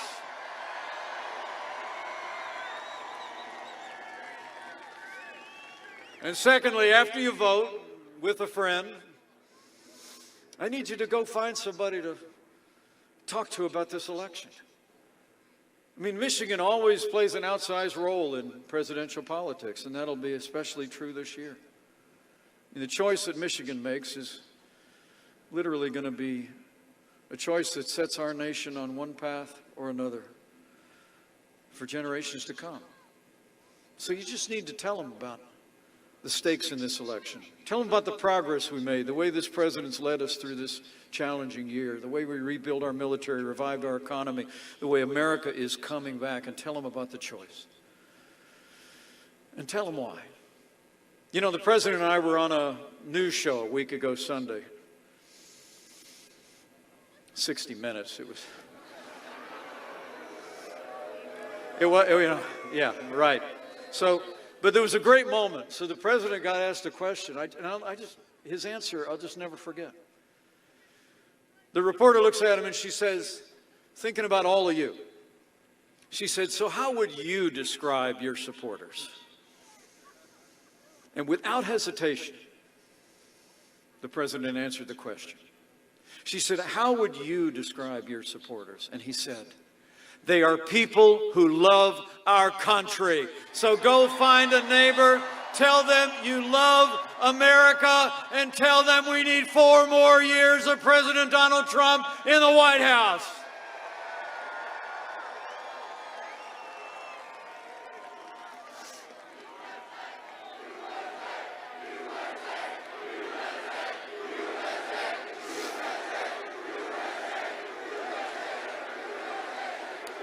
And finally, I just encourage you in all that remains between now and when the polls close, just to have faith. Have faith in America when you speak to your neighbors and friends. You know, I think you study American history, every time the American people have given a clear choice between a future of more freedom and less freedom, they choose freedom every time. Have faith in the boundless capacity of the American people to overcome any challenge. And finally, have faith that he who planted this miracle of democracy on this wilderness shores will see us through these challenging times, to bring us through stronger and better than ever before. There's a verse that's been over the mantle of our home for 20 years since we first stepped forward to serve in public life. And they're ancient words that Americans have long clung to, and our little family does. They simply say, "For I know the plans I have for you, plans to prosper you, not to harm you, plans to give you a hope and a future. Have faith and pray for America." And I just know, if all of us do all we need to do between now and when the polls close at 8 o'clock here in Michigan tomorrow, with your continued support and your prayers, we're going to have a great victory all across Michigan and all across America. And with Congressman Jack Bergman and Congressman John Molinar in that new Republican majority in the House, with John James in a larger Republican majority in the United States Senate, with President Donald Trump back in the White House for 4 more years, and with God's help, we're going to make Michigan and America more prosperous than ever before. We're going to make Michigan and America safer than ever before. We're going to make Michigan and America more united than ever before. And with your support, together, we will make America great again. Again. Thank you all very much. God bless you. God bless America. Now let's go get it done, Michigan.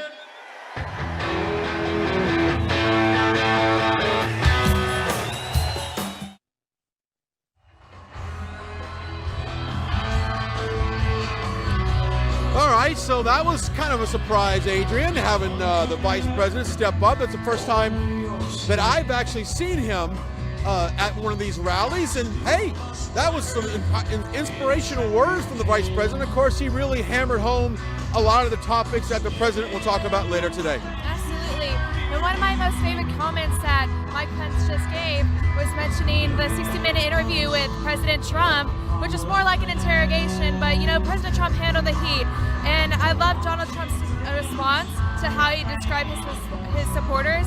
And he said, people that love this country, and that is so palpable here today. You can tell the crowd with their gear, the USA gear. We support the police, we support our military gear. These people truly love America, just like our president. Just like Vice President Mike Pence has always said before, he is a man of faith, and he has called out to all of us to pray for tomorrow. And of course, you know, if you look at the news, there's a lot of potential chaos can come after this election. So, well, we just had, there we go, Air Force One. Let's step aside. That's another surprise here on the show today. But it looks like the president just landing here at facility, and now we're probably moments away. But my goodness, take a look at that backdrop right now. I don't know if Brad's got a nice tight shot of that, but we have an amazing sunset here in northern Michigan. It is absolutely beautiful. And I love it how the monitor here says the best is yet to come. We just had Air Force One land here. My goodness, it does not get any better than this on a November 2nd. And as Mike Pence said before, you know, wake up tomorrow, hit the polls. They open at 7 a.m. here in Michigan. They close at 8 o'clock. And he's encouraging everybody to bring a friend, get a coworker, get a neighbor, and go to the polls. Absolutely. I completely second your remarks, and Mike Pence's as well. Bring someone with you. It can be intimidating, you know, as a Trump supporter, because we receive so much hate. And even if people don't know who you're voting for, bring someone with you. That support system is great, and you will just feel that extra motivation. And it'll surely make the line seem less long when you're waiting to support our president when you vote for him at the polls tomorrow or tonight. There you go. And let's go ahead and thank our sponsor, our partner for the day, rather. And I love this particular partner. Sure. With only days until the election, now's the time to prepare with My Patriot Supply. You can save $30 on their most popular one-week food kit. It comes in a super cool ammo can and contains breakfast, lunches, and dinners that last up to 25 years. But you can only get it when you go to the special site, prepare2020.com. Think about it. When an emergency strikes, what's your first impulse? Run to the grocery store? But in today's volatile world, you'll likely find chaos and empty shelves. Storing food in your home is a great way to protect your family in case of natural disasters or civil unrest, which is something we've seen much too of too lately. If 2020 has taught us anything, it's don't get caught unprepared. Make a plan today. Go to prepare2020.com and support this great sponsor who is bringing you today's rally. That's prepare2020.com. Prepare2020.com. Once again, that's prepare2020.com. There you go. We appreciate our partner getting involved in this broadcast. And of course, we appreciate you as well. You can go to rsbnetwork.com/donate, rsbnetwork.com/donate, as we appreciate all the donations throughout this campaign season. What a beautiful sunset. What a beautiful backdrop we have here today. It's been a long election season. It's come down to this. And it's come down to a couple of key swing states, Michigan being one of them, Pennsylvania, North Carolina, Georgia, and of course the president is doing his best to hit all of them between yesterday and today, and he's making his last campaign stop here for 2020 down in Grand Rapids, the very same place he did that back in 2016. Sure, and we just want to give a quick shout out to a lot of our donors. We received $4.99 from Chair Blakemanship, and he said, God bless America, and President Trump Pence. Absolutely, thank you so much for your very generous gift. We just received €5 from Slow Musica, so thank you so much for that. We received $20.20 from Monica King, so thank you so much, Monica. We received $5 from Chick Mouse Vintage on Etsy, so thank you so much for your very generous gift. We received $20 from Brandon Camacho, and he said, keep up the great work, RSBN. President Trump for the win, jobs, opportunity. Absolutely, these are things the president supports. He supports your jobs, your right to work, and the opportunity to choose. And keep sending questions in the chat. My name's Adrienne Ferguson on social media, on Instagram. That's ADRIENNEFERGUSON_. Adrienne Ferguson _ on Instagram, so you can reach out to me, ask me anything you want. We can talk politics. And I'm going to keep reading from our donors. We got word that Hamish K is now a Lincoln Club member, so welcome to the club. And I'm going to hand it back to Brian. Or actually, we just got a couple more donations. We received $20.20 from Philip Turner, and he said, Indiana, veterans for Trump. Good job, Adrienne and crew. Thank you. We appreciate all your support. We received $5 from Miss Tastebud, and he or she said, we love our state of Michigan, but not our governor. Absolutely. Your governor is completely ridiculous. We had our own altercation in a restaurant we weren't allowed to sit in, and that's completely unacceptable. The science isn't supporting those mandates. Once you sit down at the table, you're allowed to take your mask off, but you have to wear it throughout the restaurant, which is completely illogical, and It was, and actually, a lot of businesses that we went to, they seemed like they were depressed. Was it just me? It seemed like everybody was really down at the fact they couldn't really open the way they should be. And then we did see a lot of businesses that were quite honestly closed. Absolutely. A lot of folks, they enter this business world because they love interacting with their customers. They love being able to have a decent conversation with them, looking at their smile, becoming closer than 6 feet, and them not being able to do those things that motivate them to wake up in the morning like they had before COVID is completely irrational for the governor to have these mandates. Business owners can't stand them from our observations here in Michigan, and they're just completely nonsensical. Like I mentioned earlier, you can be in a business and you have to wear a mask, but the second you sit down at a restaurant table, you take it off. So are you now immune to COVID? The science doesn't support those mandates and those rules.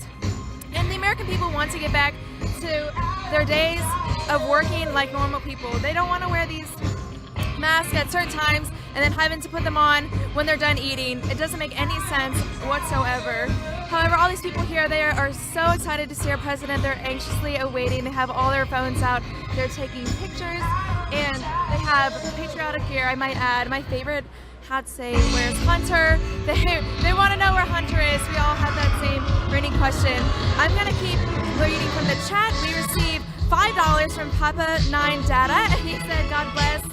Absolutely. thank you for your prayers. We received $4.99 from Ocean's daughter, and she said Maine for Trump. So we're glad to have people joining us from Maine. We received $4.99 from Ronald Dix, so thank you so much, Ronald.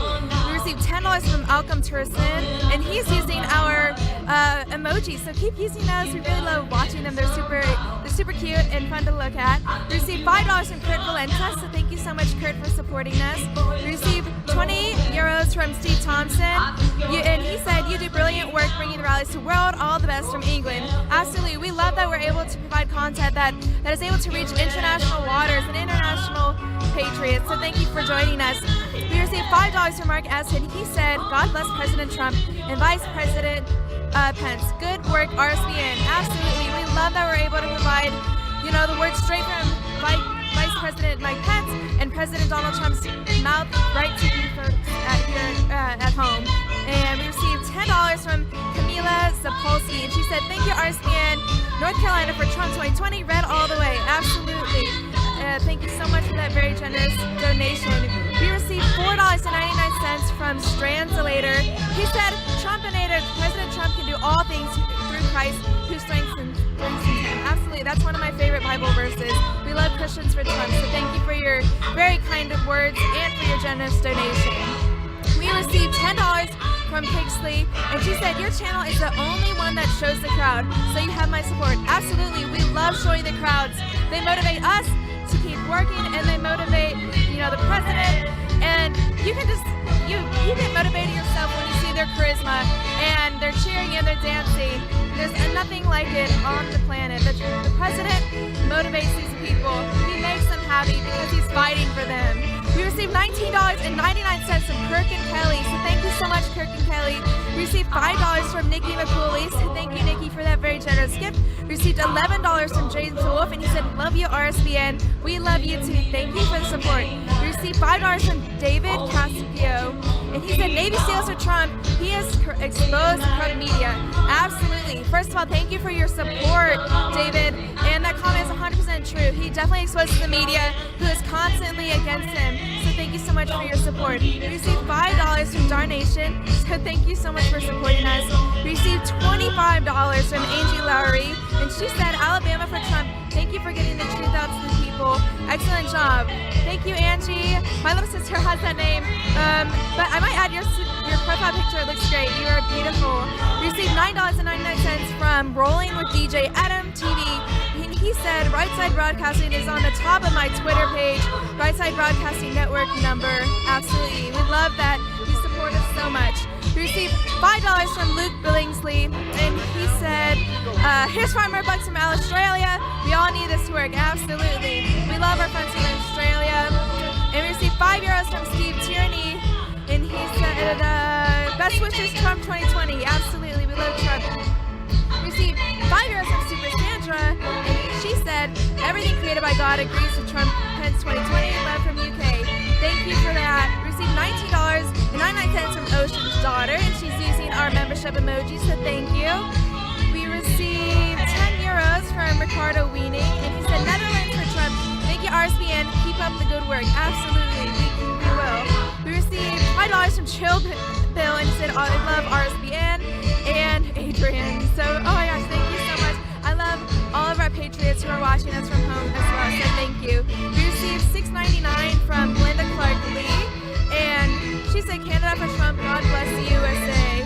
We received $5 from Jordan Taylor, and I'll get back to you on that question. I'm not quite sure, Jordan, but thank you for your support. We received $5 from Dennis Rojas, so thank you so much for supporting us.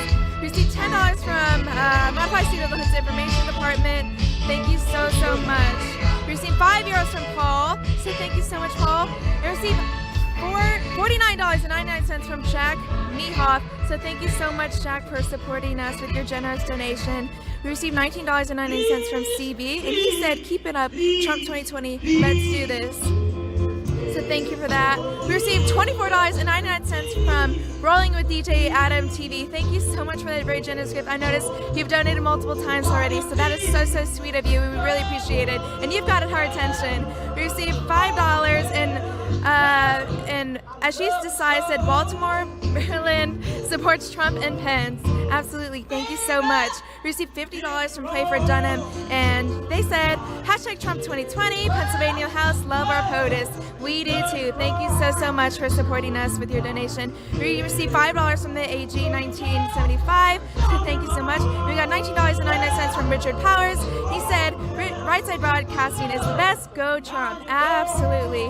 We received $11.03 from Pedro Rodriguez. He said, Latinos for Trump, that's for Trump, end this pandemic, November 4th. Trump 2020, absolutely. My mother's from Guatemala, so I myself am a Latina for Trump, 100%. He has a strong Hispanic support here in Ohio, where I'm from, and certainly in Michigan, from what I can tell, and all over the country.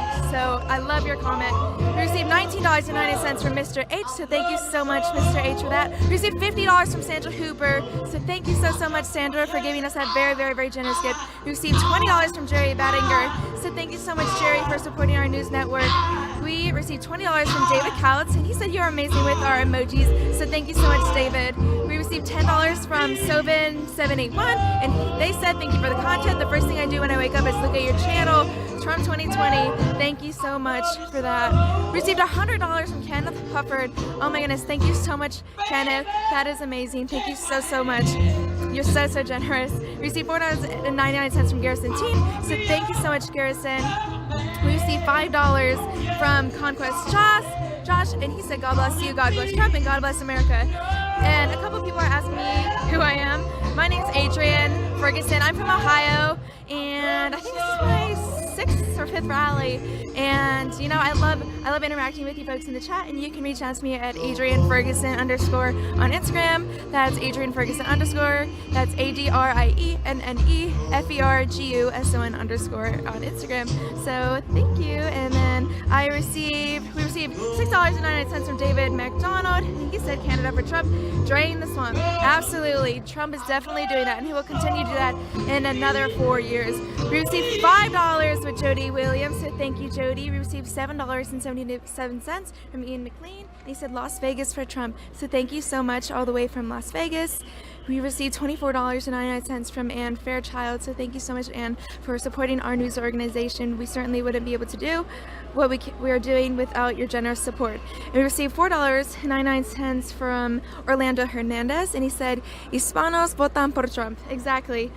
Thank you. We love our Latinos for Trump community, from which I'm a part of, so thank you. And if you're a Latinos for Trump, I'm curious where you're from. My mother's from Guatemala, my dad's from the United States, but some have, so let me know. I'm curious. We received $9.99 from Railfax X, and it looks like our president, United States of America, President Donald J. Trump. And I'm proud to be an American, where at least I know I'm free.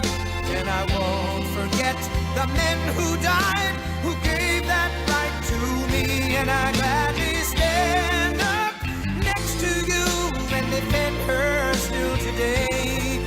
'Cause there ain't no doubt I love this land. God bless the USA.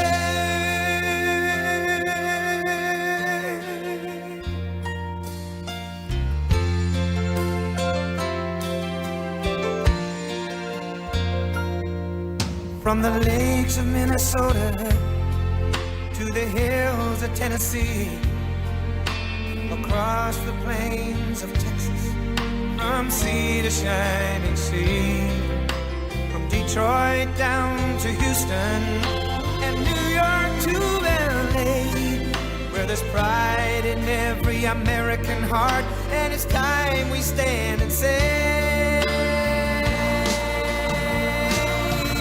that I'm proud to be an American, where at least I know I'm free. And I won't forget the men who died, who gave that right to me. And I gladly stand up next to you and defend her still today. 'Cause there ain't no doubt I love this land. God bless the USA.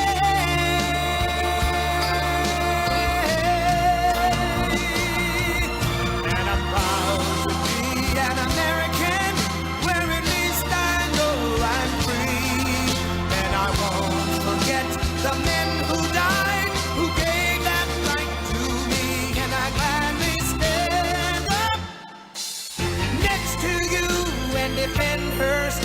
someday. 'Cause there ain't no doubt I love this land.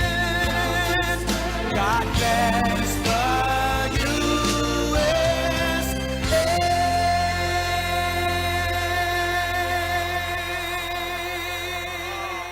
Thank you.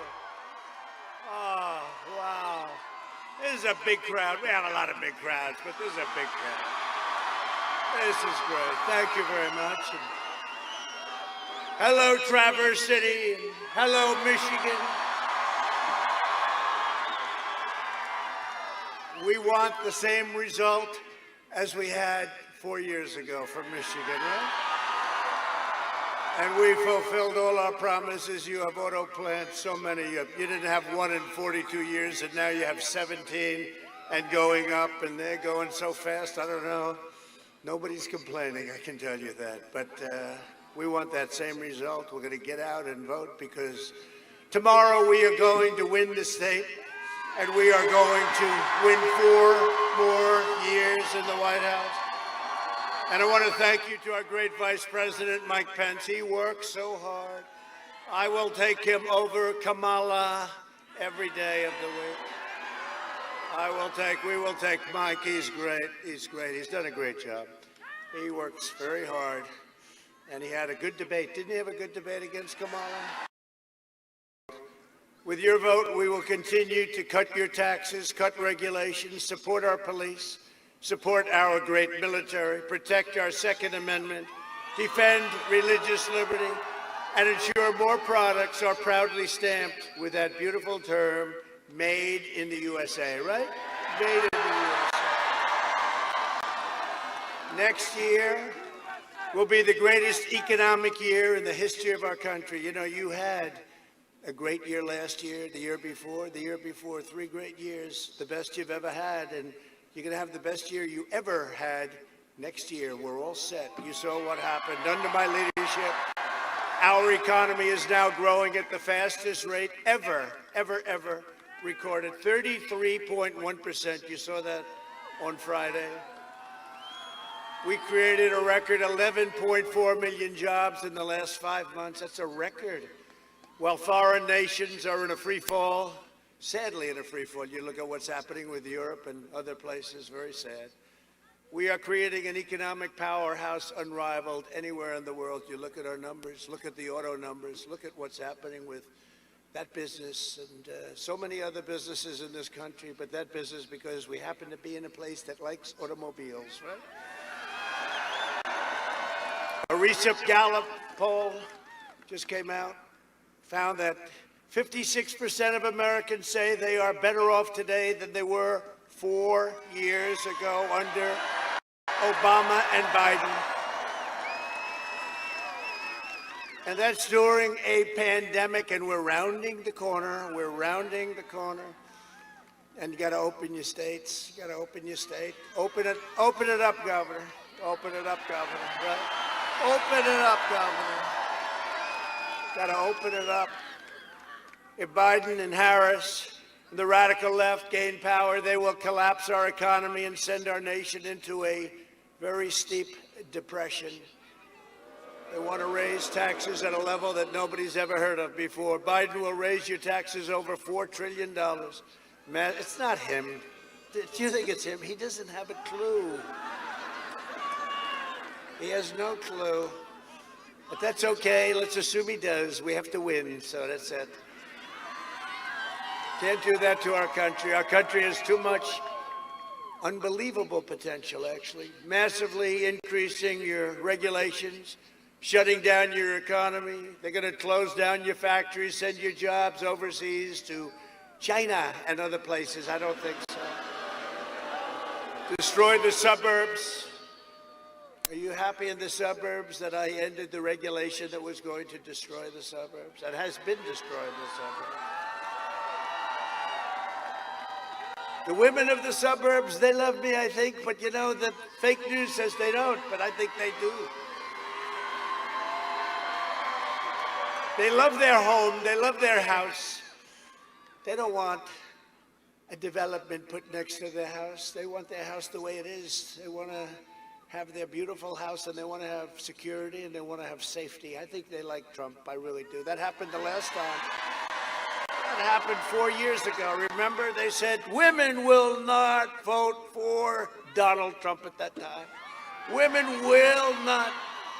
And then at the end of the evening, when they're all crying, they say, women, what happened? The women came out, right? Well, women, the women liked us. That's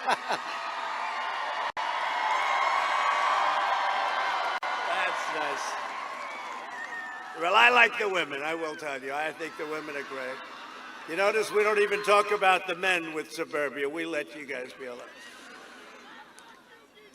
They want to dissolve your borders, maybe rip down the wall. They were talking about that. Let's take down the wall. You know, we have our strongest border right now, and the wall is almost complete. Mexico is paying for the wall, by the way, but it's almost complete.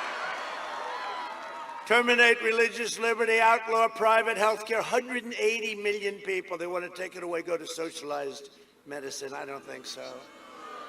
You've worked hard for that. You have some of the greatest health care in the world. You've worked hard for it. They want to take it away. 180 million private plans. Take it away.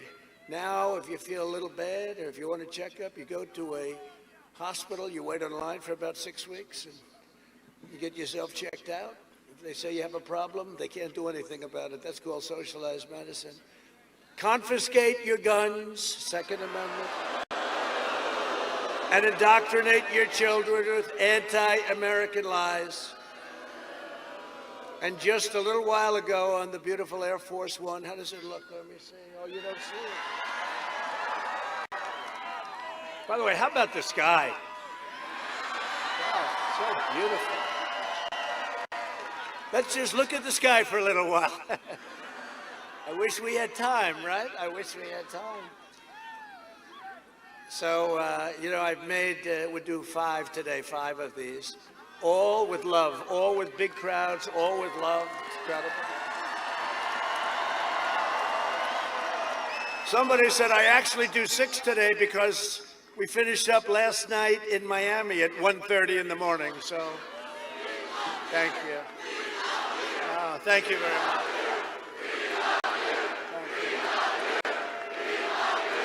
That's very nice. Don't make me cry. Don't make me cry. You know, if I started to cry, they'd have a big story. They'd say, the president broke down and cried. And I don't know if that's good for us. Probably could. Maybe it brings me up 4 or 5 points, I promise, huh? I don't care. But that's really nice. You know, it's never been said before. They say that's never been. We've liked Ronald Reagan. We've liked a lot. But they say that's the love. We love you. Think of it when you think about it, right? No, it's an incredible thing. We've worked hard. We've gotten you everything we said. We've done the things we said. We've done the things we said. We get you the biggest tax cut in history, the biggest regulation cut in history. We've rebuilt our military. Our vets just gave us a 91% approval rating on what we've done for them. We've got you Space Force, and you'll be making a lot of this stuff right here in Michigan. Space Force is the first time in 74 years since Air Force. Think of that, right? A whole new force. I just signed an executive order on Air Force One to teach our students pro-American values.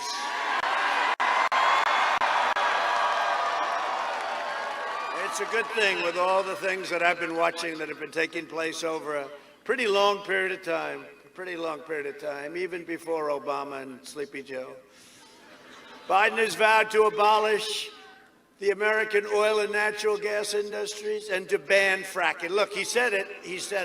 He campaigned for over a year. We will ban fracking. We will ban fracking. We will ban fracking. Then he goes to Pennsylvania.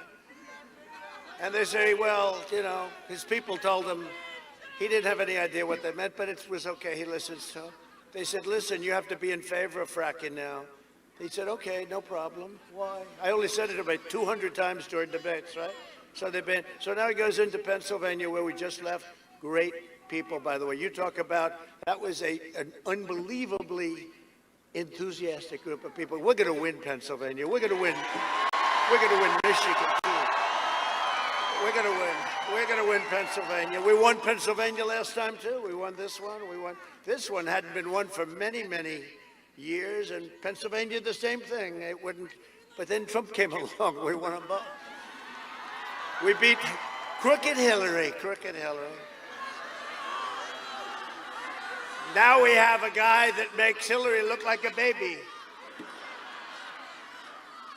No, we've had a good time. And until the China plague came along, everything was good. We closed it down. We saved 2 million lives. Now we're opening it up. We had the greatest economy we've ever had. See the hat, all the Make America Great Again. Now we're having it Make America Great Again, you know? And our country was coming together. You know, the other side was calling. Everybody was successful. Best numbers for unemployment, African American, Hispanic American. And by the way, do you see what's going on in Florida? African American, the numbers are phenomenal. Hispanic American, the numbers are beyond belief. They got problems. You notice I haven't been talking too much about Florida for the last 6 or 7 hours. They're not liking what they see. They're not, wow, that is a lot of people. Look, you can't even see. Why don't you take the cameras down there? You can't even see the end. I hope you can hear us down there. It's like 2 football fields away. I hope you can hear us. That's great. Well, that's really good. But no, Florida's looking great. You're looking great. Came out 2 or 3 up. I don't know why 2 or 3 up. You know, am I supposed to be happy with 3 up over this guy? I tell you. But you know what? Let's just put the win in the column. We won't even talk about it. But you're looking great. North Carolina, great. Iowa came out. The big poll came out yesterday. You saw it. And we were a lot up. Big up. Well, the farmers like me, you know. I got, for the farmers, $28 billion. I got $28 billion from China. Thank you very much, China. Thank you. Because they targeted the farmers. They targeted the farmers, and I said to Sonny Perdue, Secretary of Agriculture, Sonny, how much? He said, well, 2 years ago it was 12, and last year was 16 billion, 12 billion, a total of 28 billion. And I tariffed China. We took the 28 billion, we had a lot of money left over, into the Treasury, and we gave it to the farmers, and the farmers are not complaining. I'll tell you, they're in business. They would have been out of business. Biden's energy ban will send every state into crushing poverty and you know this, you know what they're doing, from Michigan to Wisconsin to Arizona, where we're leading very nicely, thank you, and to Pennsylvania. As long as I'm president, we will remain the #1 producer of oil and natural gas on Earth. And we will remain energy independent. We're energy independent for the first time. First time. That means we don't have to call people up in faraway places and say, we need some oil, please. We'll send our armies over there to protect you and help you. But we do have great allies over there. We'll help them. And we've certainly helped Israel, but we have a lot of good people over there. We'll help them. But we don't need their oil. It's nice not to need. We have more oil than they do now. You know, we have actually more oil than they do. We're the largest in the world. Isn't that a nice feeling? Sleepy Joe, and that would not have happened except for what we've done over the last 3.5 years. There's never been an administration or president, there's never been an administration that has done in the first 3.5 years what we've done. Never, and not even close. With all the things we've done. And the fake news never even questions it. I've been saying it for a long time. They don't even question it because they can't. Joe Biden is a globalist who spent 47 years outsourcing your jobs, opening your borders, and sacrificing American blood and treasure in endless, ridiculous foreign wars. Countries you never even heard of. A vote for Biden is a vote to extinguish and eradicate your state's auto industry. You don't like that, do you? I don't think so. You know, he was going to do the TPP. He was going to do different things that would have been so bad for you. I ended it all. He was a cheerleader for NAFTA, which was the worst trade deal ever made, probably by any country, that sent all your auto jobs. You know, they have 32% of our auto jobs, right? And it's probably the #1 reason I ran for president. And in fact, I was in Michigan. I don't know if anybody remembers this. 12 years ago, they gave me the Man of the Year. You remember? And I made a speech, and I said, why are you letting, it's not my business, but I said, why are you letting them steal your auto jobs? They're all going down to Mexico. And by the way, plenty go to Canada too, right? People don't know that. And it was a terrible thing that took place, but we've stopped that, and now the USMCA makes it very, very financially difficult for them to do that. It was very important to me. And everybody said, we'll never be able to do it. We'll never be able to end NAFTA. And you know why? Because it was so good for Canada and so good for Mexico, and they have a lot of power. But we ended it, and they're not that happy, but they're happy enough, and we have a great deal. And we have people, I'll tell you, Mexico, we've had a great relationship with Mexico. Canada is a little difficult to deal with, to be honest with you. You know, Oh Canada. We all love Oh Canada, right? I love that. They stand for their national anthem, and we have to stand too, because, you saw the ratings on the NBA down 71% for their championship. You know why? Because people don't want to hear it. They don't want to hear it. They want to see a basketball game. Obviously not too much, but I didn't watch it, and a lot of people didn't watch it. And the NFL has to be very careful. They tried that game 2 years ago, and I thought we taught them a lesson, and they have to be very careful. We have to respect our flag, we have to respect our anthem, and we have to respect our country.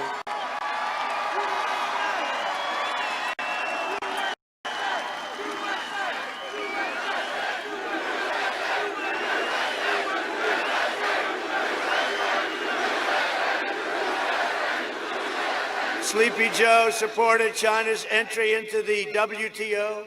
Michigan lost half of all auto manufacturing jobs after those Biden betrayals. He also supported the Trans-Pacific Partnership, which would have been the death sentence for the U.S. auto industry. I canceled TPP, I ended the NAFTA disaster, and I took the toughest action ever taken against China. We never took in 10 cents on China. I've taken in billions and billions of dollars over the last 2 years. Joe Biden is a corrupt politician. They don't want to write about it. They don't want to write about it. They're not allowed to write about it. Their bosses, whoever their bosses may be, they're not allowed to write about it. Who sold out Michigan to China?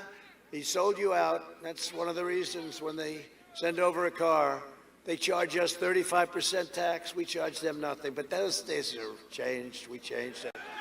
We changed it. And it's going to change a lot more if you give us another 4 years. That I can tell you. We were just beginning. We were just beginning. And not only with China, with everyone else that takes advantage of our country.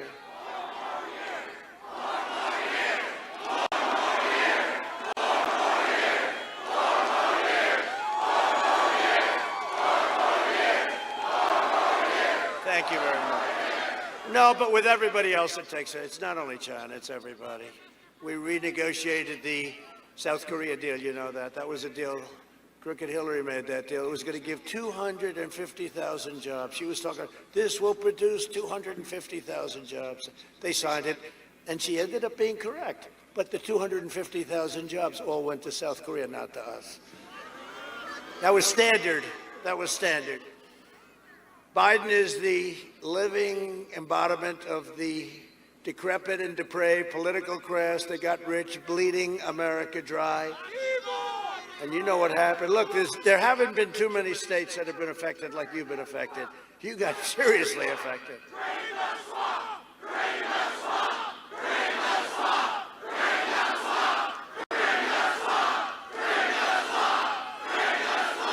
That's what we're doing. We're doing it. We're doing it. But when I ran, you never told me it was going to be that deep, that vicious, that rough. It's a deep sucker. I thought we'd knock it out fast. We went through 3.5 years of hell, and here we are, and they're not too happy, and they're reeling. They're reeling. They're going to be knocked off very soon. They're going to be all knocked off very soon. No, we've done a good job, but it wasn't easy. You get impeached over a telephone call that was perfect. Perfect call, a perfect call. Congratulations on your victory, Ukraine. President of Ukraine, nice man. Never met him before. Congratulations. Sir, could you call up and congratulate the president of Ukraine? Sure. What happened? Oh, he just won. Okay, good. So I gave him a call. I avoided it for a long time because it was a lot, busy. Call up and they say, let's impeach him. I'll tell you. And we had great support from the Republican Party. I have to say that 197 to nothing in the House. 52.5 to 1/2. You know who the half was? That's right. We had 52.5 to 1/2. Mitt Romney. He still doesn't know why. He said, let's see, why did I do that? He wished he didn't do it, I'll tell you that. In 2016, Michigan voted to fire this corrupt political establishment, and you elected an outsider as president who finally put America first. And if I don't sound like a typical Washington politician, it's because I'm not a politician. Probably wouldn't be here if I were. And if I don't always play by the rules of Washington and the Washington establishment, it's because I was elected to fight for you, and I fight harder and harder and harder, and better than anyone's ever fought for you. We were brought here, we were put here to fight for you. I had a very easy life before this, I have to tell you. Thank you. Thank you. Thank you. Thank you very much.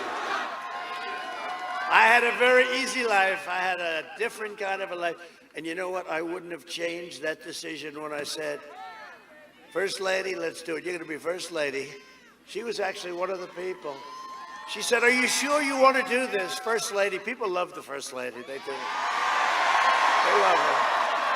She's good. She's elegant, and she puts up with a lot from these people, It's like unbelievable. But she said, but are you sure you want to do this? I say, I think I do. Yeah, I think I do. She said, you know you will win if you do it. You must be sure. And I said, you think so? I said, you think so, really? She said, no, you will win, definitely. But the question is, do you want to do it? I said, yeah, we do. We have to set this nation back on the right course. No, she said that. I'll never forget that. It was sort of cool. It's just like second nature. You'll win. We're running against a lot of very talented people. And then we had to run against a very talented, crooked machine. Joe Biden is bought and paid for by big tech, big media, and powerful special interests. You saw that over the last couple of weeks. All the corruption, and they refuse to even talk about it. Could you imagine if I got $3.5 million from the mayor of Moscow's way? Or one of my kids took $3.5 million from, can you imagine that? And they refuse to even discuss it. They don't want to discuss it. There is no proof. They now say the laptop from hell was produced by Russia. This was Schiff, Watermelon Head, right? The laptop was produced by Russia. And we say, oh, no, not again. No, John Ratcliffe came out immediately. He's great. He's doing a great job. He said it was not produced by Russia. So. But that's what they try and do. They do disinformation. They're the biggest disinformation group, I'll tell you. They own him. They control Biden. And they know he will always do whatever they want. They know that. That's why they want him. I definitely don't do what they want. I definitely don't. Except I do one thing, I get them good ratings. Can you imagine if they don't have me? Let's say they had Biden. Their ratings will collapse. Every one of them will be out of business. They'll be out of business so fast. Every corrupt they will be out of business so fast. In fact, I think they're going to get together. The New York Times will die. The failing New York Times. Washington Post, which is basically a lobbyist for Bezos, you know that. But they'll all get together and they'll say, listen, we made a big mistake here. We got to draft Trump. We got to get him to run again. This is no good. We're dying. Nobody cares. Can you imagine that, having Biden? We're going to put something up. Can you imagine having Biden as your president? The biggest loser will be the fake news media. That will be so boring. You know, their ratings are through the roof. Everything's through the roof. The NFL is doing very badly. You know why? Everyone's watching politics because they find politics to be much rougher than the NFL. It's much dirtier and more disgusting, and they don't change. You know, the NFL, they change the rules. They make everything like coming back. You can't touch anybody. Somebody tackles too hard. They say 15-yard penalty and you're out of the game and you're out for the season. You know, in the old days, right? It was a little different, but it's still tough. But this is much tougher. And people see it. But you have to see the ratings. That's why the ratings are bad for a lot of the sports. Nobody ever thought of this, but I thought of it. A couple of people wrote it. The ratings are bad because so many people are watching this. It's tougher. It's true. But they're going to be calling for us. Please, please run again. We think we're going to endorse you. I got endorsed by the Pittsburgh, right? Pittsburgh Post-Gazette. I got endorsed first time since 1972 that they endorsed, right? That's a big deal. A big newspaper, very good, a very liberal newspaper, but that's okay. But first time since 1972 that they endorsed a Republican, so it's an honor. And if you don't read the first 2 or 3 paragraphs, it was one of the best endorsements. Yes, we don't like him. Yes, he has a horrible personality. But listen to this. It's not that I do, but I have been under siege illegally for 3.5 years. I've been fighting for 3.5 years, and I said to somebody today, I wonder what it would be like if the fake Russia hoax and all this crap with the impeachment over nothing, over a phone call, that was perfect. That was perfect. I wonder what it would be like if we didn't have all of this horrible stuff, and if it didn't, you know, we'd have a very calm situation, and maybe I'd be less popular. I don't know. Maybe I'd be less popular because you know what? The fact is, people see that we fight. We're fighting for you, but it's just it's a really dirty, horrible business. But I said today, because they were saying they don't like the personality and he's always fighting. I'm fighting to survive. You have to survive. Very few people would have survived. They would have been in the corner. They would have said, Mommy, Mommy, put their finger in the mouth, put their thumb in the mouth and say, Mommy, Mommy, take me home. I'm out of here. Get me the hell out of here, Mom. They'd say, forget about the American people. Mommy, I want out of here right now. No, we can't do that, but you have to fight hard, and then you fight hard, and you hit them back, and then they say, there's chaos in the White House.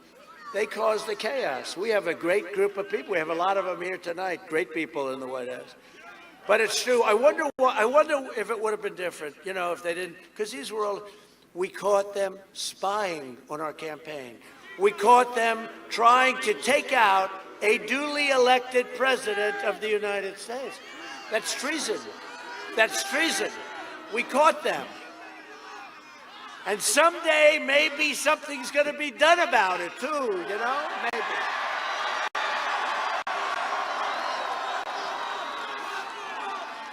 Oh, boy, oh, boy, oh, boy. They can't. We don't want to do anything prior to the election. Well, what about me? They did it. They did it to me before they spied on my campaign before the election. We shouldn't do anything prior to the election. And you know who we caught? Barack Hussein Obama and Sleepy Joe Biden. They were a part of it. We ought to get these reports out. They should get them out before the election, as far as I'm concerned. They should get them out right before the election. Should have gotten them out a long time ago. We have information you wouldn't even believe it. I don't even get involved. I always said I'm going to stay uninvolved. Very hard for me to do, I'll tell you. No, it is, because, you know, I didn't have to do that. I thought it'd be the right thing. And yet they did the Mueller report, right? The phony Mueller report. 18 angry Democrats, smart. 18 angry, vicious, many of them worked for Hillary Clinton. 18 angry Democrats. They spent $48 million. And at the end of 2.5 years, no collusion, okay? A friend of mine said, you have to be the most innocent man in the world. And they checked everything. They checked taxes. They checked. For $48 million, you check taxes, right? And by the way, we announced, you know, I prepaid millions and millions of dollars in taxes. They didn't say that. They refused to say. They say, well, prepaying isn't paying. I said, no, it's prepaying. That's even worse. Millions of dollars, many millions of dollars. And that'll all come out. Every correct. And you know, when you look at it, when you look at what's gone on, seriously, think of that. Just think about that tonight when you're with your family. I wonder if it would have been different. I wonder if it would have been a different kind of a feel. And you know what? Honestly, maybe it wouldn't have been as good. Maybe we wouldn't have these massive crowds, because you see what somebody is where we're under siege, and you people get it. You're smarter than them. You're smarter than these people. You get it. And you've always gotten it. It's a beautiful thing, and I'll never forget it. I want to tell you, I'm never going to forget it. But we were under siege, and we caught them, and it's treason or whatever you want to call it. But with Sleepy Joe Biden, they don't want to write anything. We caught the whole thing. The son, where's Hunter? Where's Hunter? The son was like a human vacuum cleaner. He'd go in and follow his father. Let's go to China today, son. They fly in on Air Force Two, right? I guarantee you one thing, Mike Pence, I know his kids, they don't do that. They don't do that. They're unbelievable kids, military. But you know, let's go to China today, Dad. I'd like to follow you. It's like, walks out with $1.5 billion fees on, oh, he must be a great investor. You know, the greatest investors don't make that deal with China. China doesn't do that. They don't give money out for other people that are less smart than them to invest. Let's give our money to somebody that's not very smart to invest, okay? That's a great idea. He walked out. It only took him 10 minutes to get it to $1.5 billion. That's millions of dollars in fees. The big one was the 10 million. You saw that one, the letter. He wants 10 million a year for introductory purposes. Okay, 10 million. But it all blew up. By that time, the laptop from hell was found. The one that Schiff said was developed in Russia. It's unbelievable. And then you have Ukraine. He goes into Ukraine. His father was in charge of Ukraine, right? He was in charge of Russia, Ukraine, China specifically. He goes into Ukraine, $183,000 a month.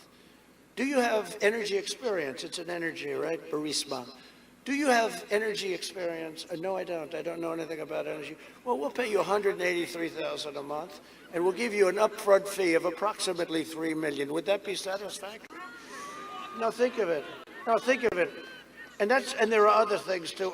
Then he's got the brother, and he's got a whole. This is a corrupt enterprise. And then they had the big man gets 10%.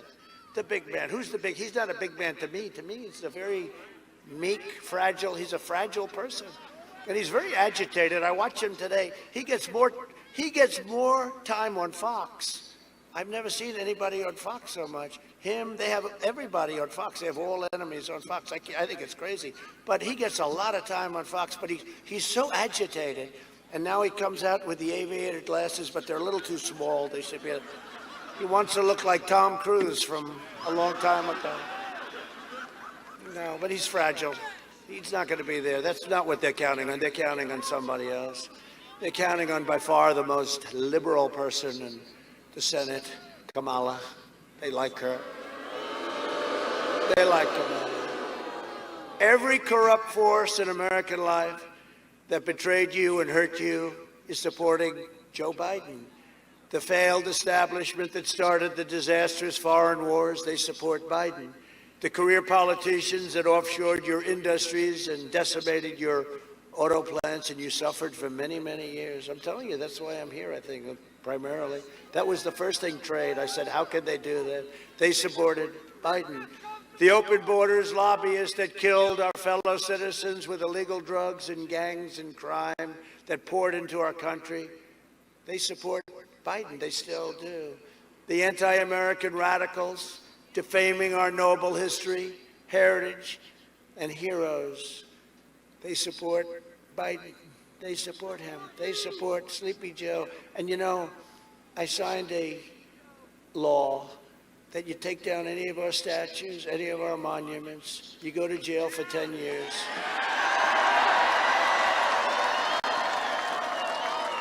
It's amazing the way it seemed to have stopped, isn't it? It's really amazing. Somebody said, oh, it just stopped. No, it didn't just stop. I took an old law and reactivated it, because the new law, you go into this with this bunch with Nancy Pelosi and crying Chuck Schumer. You know what they'll do? They'll give you a medal if you rip down the statues. Antifa and the rioters, looters, Marxists, and left-wing extremists, they all support Joe Biden. This election comes down to a simple choice. Do you want to be ruled by the corrupt and selfish political class, or do you want to be governed by the American people yourselves? You're going to govern the way it was supposed to be. A vote for Biden is a vote to give control of government over to the globalists and the communists, socialists, and wealthy liberal hypocrites who want to silence, cancel, and punish you. Cancel culture, they call it. Cancel culture. No, thank you. We want to be proud of our history. Good, bad, whatever. We want our history. We want to know, and we want to learn from our history. We don't want our history canceled. We want to learn. There's things we have to learn from our history, too. If you want your children to be safe, if you want your values to be respected, if you want to be treated with honor, dignity, and respect, then I am asking you to go tomorrow and vote for a person named President Trump. Gotta win Michigan. This is a big, important place. If we win Michigan, it's over. It's over. We win the whole thing. 4 more years, and then we can finish the job we started so well. We can finish the job. You know, I got nominated. No, I say it because they don't write it. I just heard today, I thought it was 3. I got 4.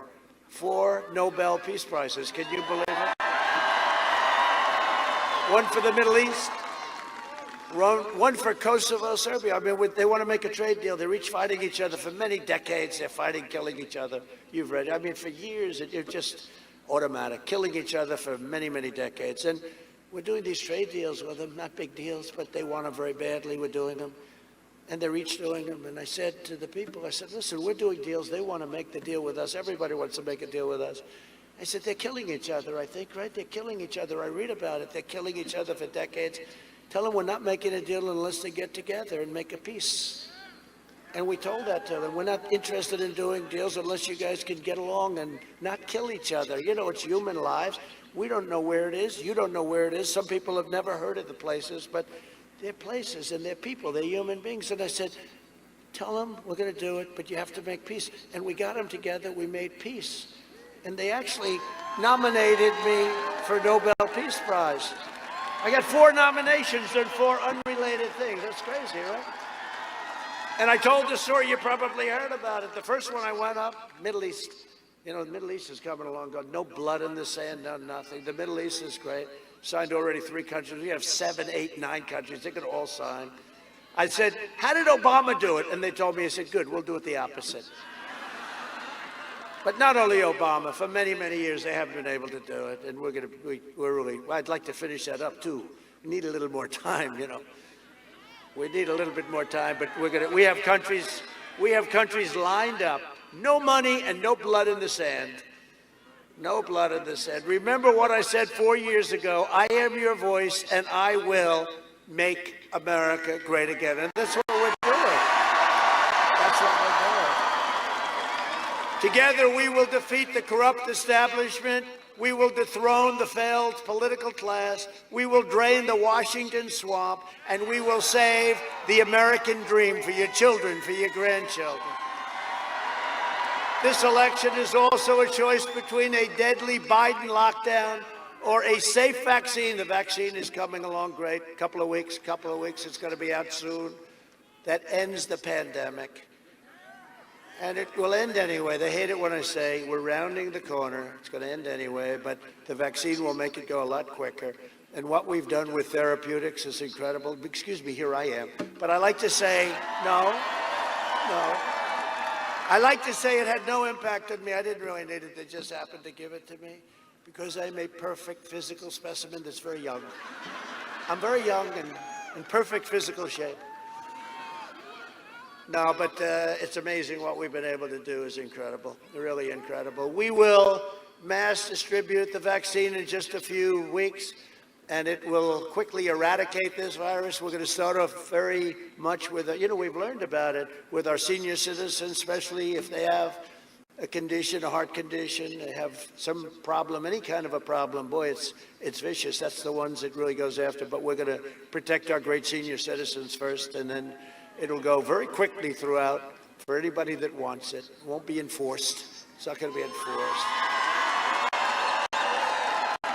For people that want it, and we'll get it done, and it'll all take place, and very quickly. And by the way, nobody else would have been able to do what we did.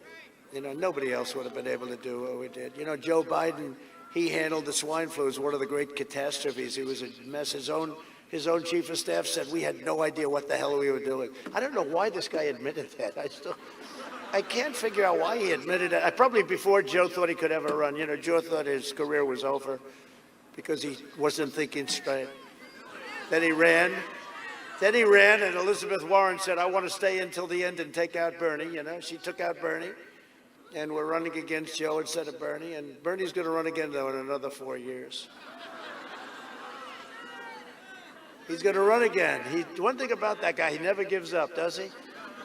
But he's a hell of a loser. I mean, he loses the first time, and he goes back. He's like, no hard feelings. He loses the second time horribly, the way they took it. The Democrats took advantage of Bernie Sanders and everybody that he represents, but they're looking to take over Joe. They agreed to the manifesto, I call it. You have to see what's in that one.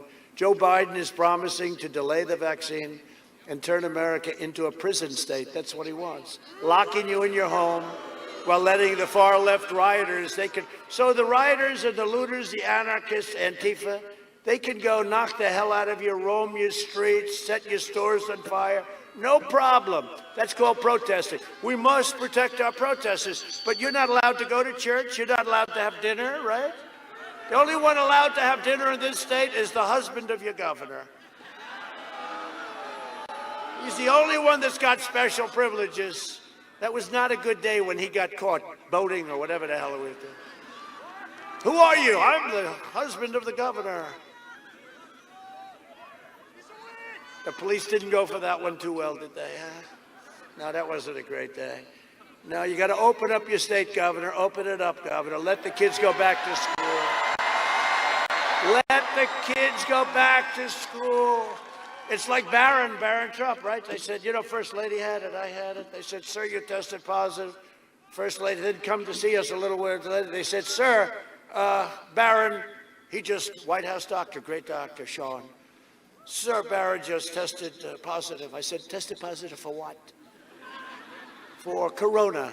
You know, it sounds like, see, I like the China virus, or I like the plague from China, but a lot of people use it like, it sounds like an island in Italy. I said, it's not corona, but just tested positive for corona. I said, wow, I don't like that.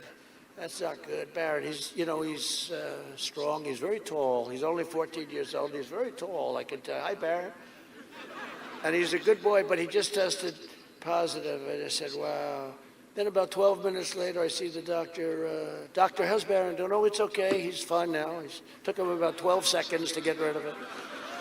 Because they're young and they have a strong immune system. No, he got better so fast. And you know what I say? Let the kids go to school. And you're not going to hear that from the other side. They want to lock it up. The Biden lockdown will mean no school, no graduations, no weddings, no Thanksgivings, no Easter, no Christmas, no 4th of July, no future for the youth. Other than that, it's going to be a great life. No, you got to let the kids go to school. Get going. Open up your state. It's time. And, you know, we got to take care of our seniors. We have to take care of people. We understand it. We have to do things. But let the kids go back. This is a lockdown. This is a shutdown. Of course, probably on a date like November 4th, they'll announce, well, we're going to decide to open up, right? Did you see the one head of the union said, yeah, we want the teachers to go back to work on November 4th. That was not a good move. She announced, we want the teachers to go back on November 4th. Gee, I wonder why that day. Despite that, we had the best numbers. Look, we have states that are locked down, closed down. New York is having a hard time. I'll tell you, they don't know what the hell they're doing. Great place. I left it 3.5 years ago. I loved it, and it's very sad what's happening to New York. A very, very sad thing in Chicago. Look at Chicago. It's very sad. All run by Democrats, by the way. I want to just emphasize. How about Portland with the anarchists, right? With Antifa, and they're Antifa anarchists. But how about Portland? We could solve that problem in 25 minutes like we did. You know, we went into Seattle. We were ready to go in. We were all set to go in. And we told them we're going in tomorrow morning. And the night before, they said, okay, well, we're leaving now. That could have been done a long time ago if they asked us. We have to be asked. And we did a great job in Minnesota. We're going to win Minnesota for two reasons. We're going to win Minnesota. First time since 1972, we're going to win Minnesota. You know why? Number one is Ilhan Omar. The fact that she's there. No, but she loves our country very much, right? She has a great, deep, and abiding love for our country. And the other one, boy, the hatred is just crazy. How do we put up with this stuff, right? I mean, the hatred. But she's number one reason, and maybe number two is the fact that the National Guard did one hell of a job in Minneapolis. Now, they should have called us. They should have called a week and a half earlier. It would have been nice. You wouldn't have had the fires raging behind the anchors that said, this is a friendly protest, and behind the anchor, the whole looked like the world was burning down. This is a friendly protest, see, because they don't report the truth. A vote for Biden is a vote for lockdowns, layoffs, and misery. You got to just get out of this. We can't play games. Our country has such incredible potential. We can't let this happen. This country will never be a socialist nation, okay? And that's what they want to do. If you want a vaccine to kill the virus, a job to support your family, and freedom to live the great, great life that you've always wanted to have, then go cast your ballot tomorrow for your all-time favorite president, I hope, Donald Trump. And remember that Secretary of Defense Robert Gates, a respected guy, he worked with Biden, he said Biden has been wrong on nearly every single major foreign policy and national security issue over the past 4 decades. Other than that, he spoke very well of him. But you don't have to believe me. You don't have to even listen to me because it happens to be Michigan. We spent a hell of a lot of money on that right there. So roll the tape. Joe Biden. Joe Biden.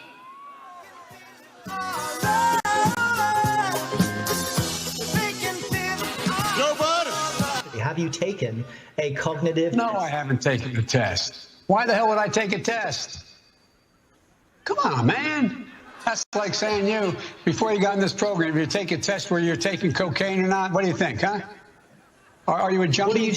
By the way, this is my little sister, Valerie, and I'm Jill's husband. Oh, no, oh, you switched on me. This is my wife. This is my sister. They switched on me. But I tell you, if you have a problem figuring out whether you're for me or Trump, then you ain't black. There is not a single solitary reason in the world why, as I said, we shouldn't be in a position that everybody, and that's my wife, Jill. Hey, Jilly, I'm Jill's husband, actually. And Corn Pop was a bad dude. And he ran a bunch of bad boys. And I did, and back in those days, you sure how things have changed? Play the radio. Make sure the television, make sure you have the record player on at night, the phone. Make sure the kids hear words. We hold these truths to be self-evident. All men and women created by you know the thing. Because if you could take care, you were a quartermaster, you can sure in hell take care of running a department store thing, where in the second floor of the ladies department or whatever, you know what I mean? Well, I'm sick and tired of smart guys. You know, the rapidly rising I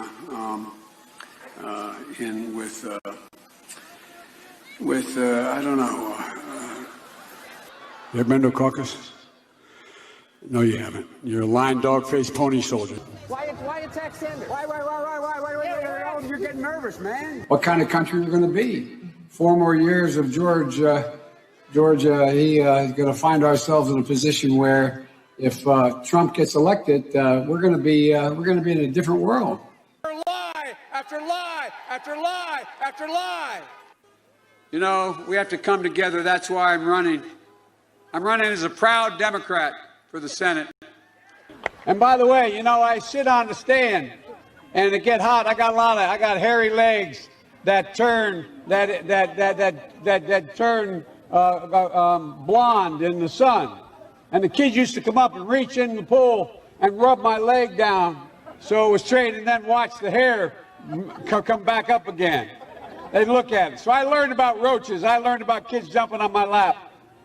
And I've loved kids jumping on my lap. Barack and I think it's a right for people to have bad health care.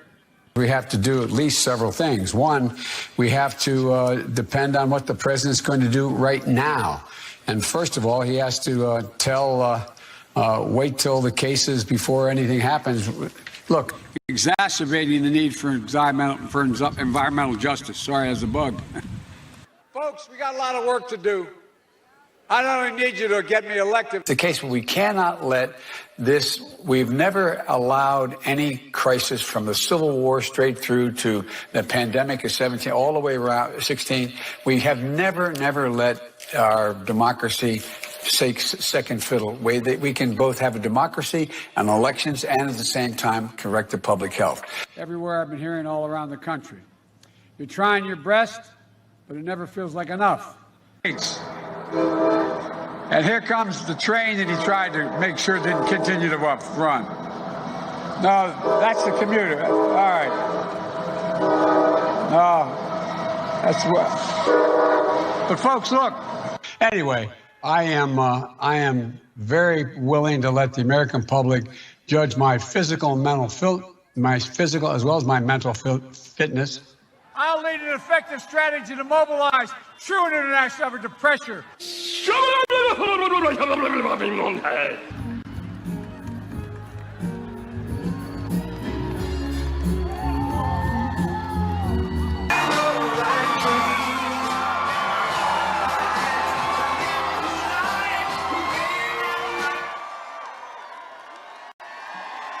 Can't let that happen.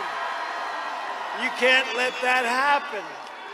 This country is so great. We have such potential. We're just starting to show our potential. If we didn't get hit with the plague, you'd see numbers, but we're going to do it anyway. Next year, we're going to do it anyway. It's going to be incredible. We can't let that happen. Everybody knows it. And you know, if he were a nice guy, he's never been a nice guy. He's never been a smart guy. Never been smart. Everyone knows it. Never been smart. But if he was a nice guy, we wouldn't even do that. But that's just like a very small version. That's not even the bad stuff. And one thing I can tell you, President Xi of China, Putin, Kim Jong-un, these guys are at the top of their game. They can't have this. Well, you don't want to give them this. We'll lose our country. We'll lose our country. We can't do it. We can't do it. Biden would be a disaster for cherry growers, farmers, workers all across your state. You do so many different things. Joining us tonight are Representative Jack Bergman. Right? Two great guys, Jack, thank you very much. And John Molinar. Thank you, John. Thank you, fellas. Great warriors. They've been just incredible people, I'll tell you what. They've been with me through everything, right? And we appreciate it. Are you in good shape with your races? You don't need any additional help? They're probably about 30 points up. You know, when somebody's good, they're good. You guys are great. Thank you very much, both. And your next senator, a tremendous guy. I spotted him a long time. I spotted him. He was somebody I looked. There were 5 people running a little while ago, a year ago, for a seat. Frankly, you have somebody there. That's okay.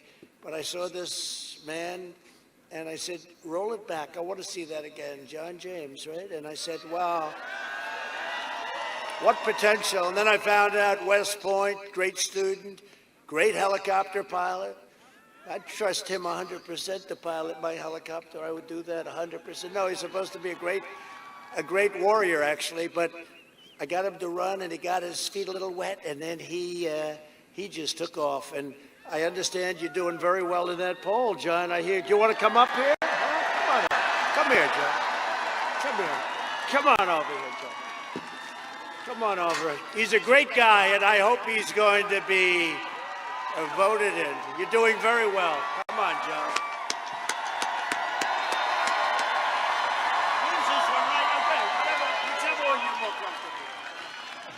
Mr. President, it's an honor to have you back in our state.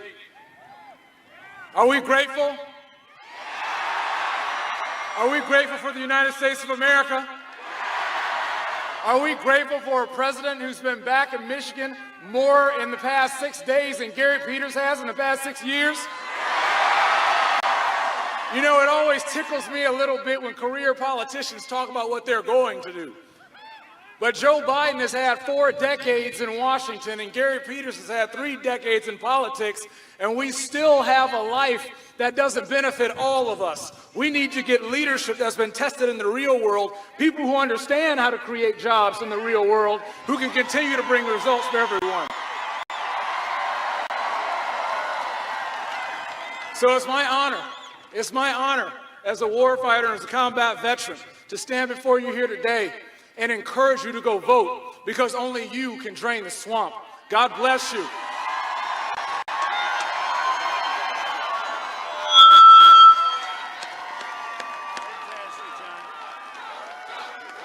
Good guy, great man.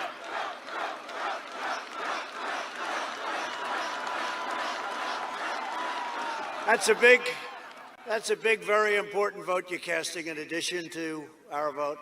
John James, he's a star. He's going to be a star. And you have somebody that's very special. And, you know, his competition, nobody knows who the hell he is. Peters. You know, you have a great state, Michigan. They say, oh, who's the senator? Peters. Who the hell is Peters, everyone says. Nobody knows who he is. He's a puppet for crying Chuck Schumer, I guess. That's about it.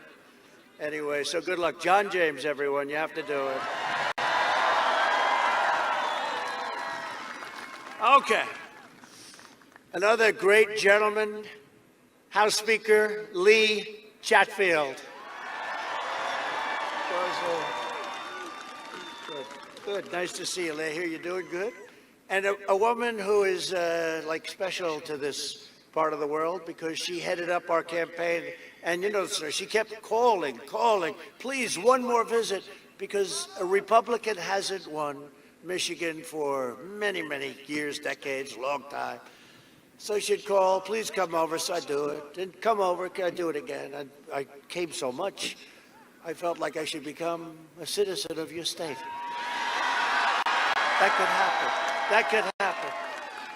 But, you know, she would just say one more time. So now it's toward the end. And I call and I said, how we doing? She said, you're going to maybe win, but you have to do just one more visit. That's all. So I did one more. I said, I wished her well, and I said, hey, the election's in 3 days, and I want to just thank you for working so hard. Thank you very much. I won't call you again. I got home, and I got a phone call from her. She said, you need one more time, right? One more time. And I came, and we ended up, right? Was that sometime? And we ended up, I started speaking at 1 o'clock in the morning. Now it was election day, and we had 32,000 people. Is that right? We had 32,000 people, and I looked and I said, it was 1 in the morning. And, you know, Barack Hussein Obama and Hillary came and Bill Clinton came, and they all came, the whole group. And it was an emergency because they heard they were going to lose. And when they heard that, Ronna called up and she said, you know, if you came, it would be good because they're all coming. It's like an emergency. Now, their visit was at 7 o'clock, which is prime time. They had 500 people. I started speaking at 1 o'clock in the morning. We had 32,000. So it's now election day. And she just got me, and she loves your state, I will tell you that. And she was so good. I said, you know what? We have to pick somebody now to run the RNC. That's the Republican National Committee. It's a big deal. And he said, how about that woman from Michigan? I mean, she just does herself. And I'll tell you, she has done a fantastic job. Ronna, come on up here. Come on up. Come on up here. Come on. You want to talk here? Here, come here. Come on, talk to me. Thank you, Mr. President. Hello, Michigan! Lightning struck 4 years ago, and we blew the minds of the media and the world when we delivered Michigan for President Trump. Are we ready for lightning to strike twice? Everyone get out and your friends, your family. If you have wronged somebody, make it right and get them to go vote. Let's make America great again and re-elect our fantastic president.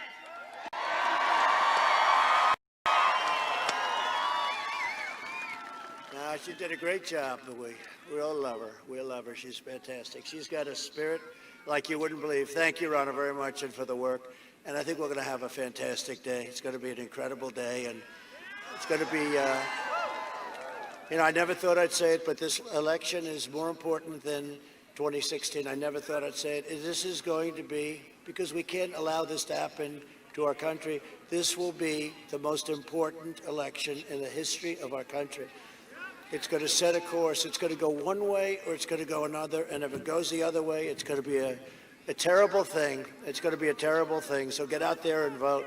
It's going to be, we're going to win this. We're going to win it. We're winning all over. They have no idea what's going on. They have no idea. We see the real numbers, and it's no longer based on polling. We see what, the early voting's coming. They're supposed to be way ahead, right, in the early voting, then we catch them on election day. I don't know, for whatever reason, that's the way it is. We vote on election day. They're not way ahead, and they're having a lot of problems, and they have emergency calls out to people. It's going to be very interesting. Let's do the great red wave, okay? Come on. And get that guy in, too, John. Get him in. We need him. We need him in Washington. For decades, our politicians spent trillions of dollars rebuilding foreign nations, fighting foreign wars, and defending foreign borders. But now we're finally protecting our nation, rebuilding our cities, and we are bringing our jobs, our factories, and our troops back home to the good old USA. It's about time. The troops are coming back. They're policemen. We're serving as policemen all over the world. We're policemen now. It's not what it's all about. For 47 years, Joe Biden viciously attacked black Americans. He called young black men super predators. To every black American, I am asking you to go out and vote for Donald J. Trump. This is your one and only chance to show sleepy Joe Biden what you think of his decision to attack you, to jail you, and to betray you. And nobody's done it worse than him. I'm fighting for you. I got you criminal justice reform, prison reform, opportunity zones with Tim Scott, great guy, Tim Scott, and funding for historically black colleges and universities, which were treated extremely badly. Under my leadership, we achieved so much, so much. I said that, and I made the statement during debate. Nobody saw the debate last week, did you? Nobody? 2 weeks ago, it was good debate.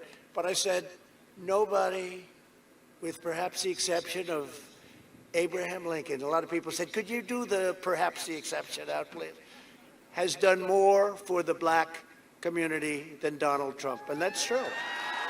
President Trump. All those things and more, and that's good. And you know what? It's showing up, too. When you look at Florida, take a look at those numbers tomorrow. They are, and Hispanic. Do you see what's going on with Hispanic? Hispanic numbers in Florida, they're saying, what's going on with Hispanic? Hispanic Americans love Trump, and I love them, and I have for a long time. The black community is going to a level that we haven't seen in a long time. It's a beautiful thing to watch, and they are saying, what is going on? This could be something very interesting that you're going to be watching. You're going to be watching some very good television tomorrow night. Very good television. Well, you have to say, 4 years ago, was that like the most exciting evening in the history of television? Remember how it started? This will be a very short evening for Donald Trump. This will be very easy, very short. And then they say, Donald Trump has won the state of Ohio. But it wasn't just that. We won by 8 points. Oh, by the way, Ohio's doing great, too. Doing great. Then it's Donald Trump has won the state of Florida. Donald Trump has won Georgia. He's won South Carolina. He's won their firewall, North Carolina, and he won it by a lot. What's going on? Donald Trump has just won Wisconsin. He's just won Michigan.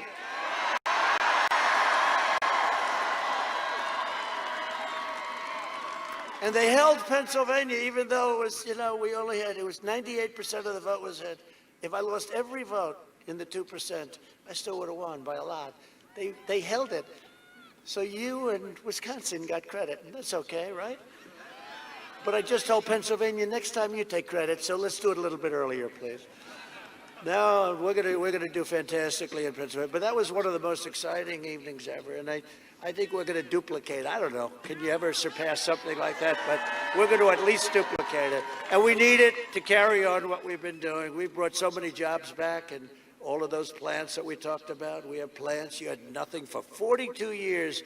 It just people leaving, nobody coming. And now they're coming back, and they're coming back in droves, and the numbers are fantastic.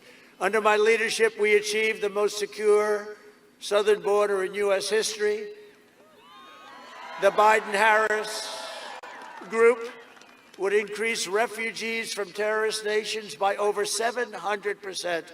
And that's the manifesto that was agreed to with Crazy Bernie, including from Syria, Somalia, and Yemen, right?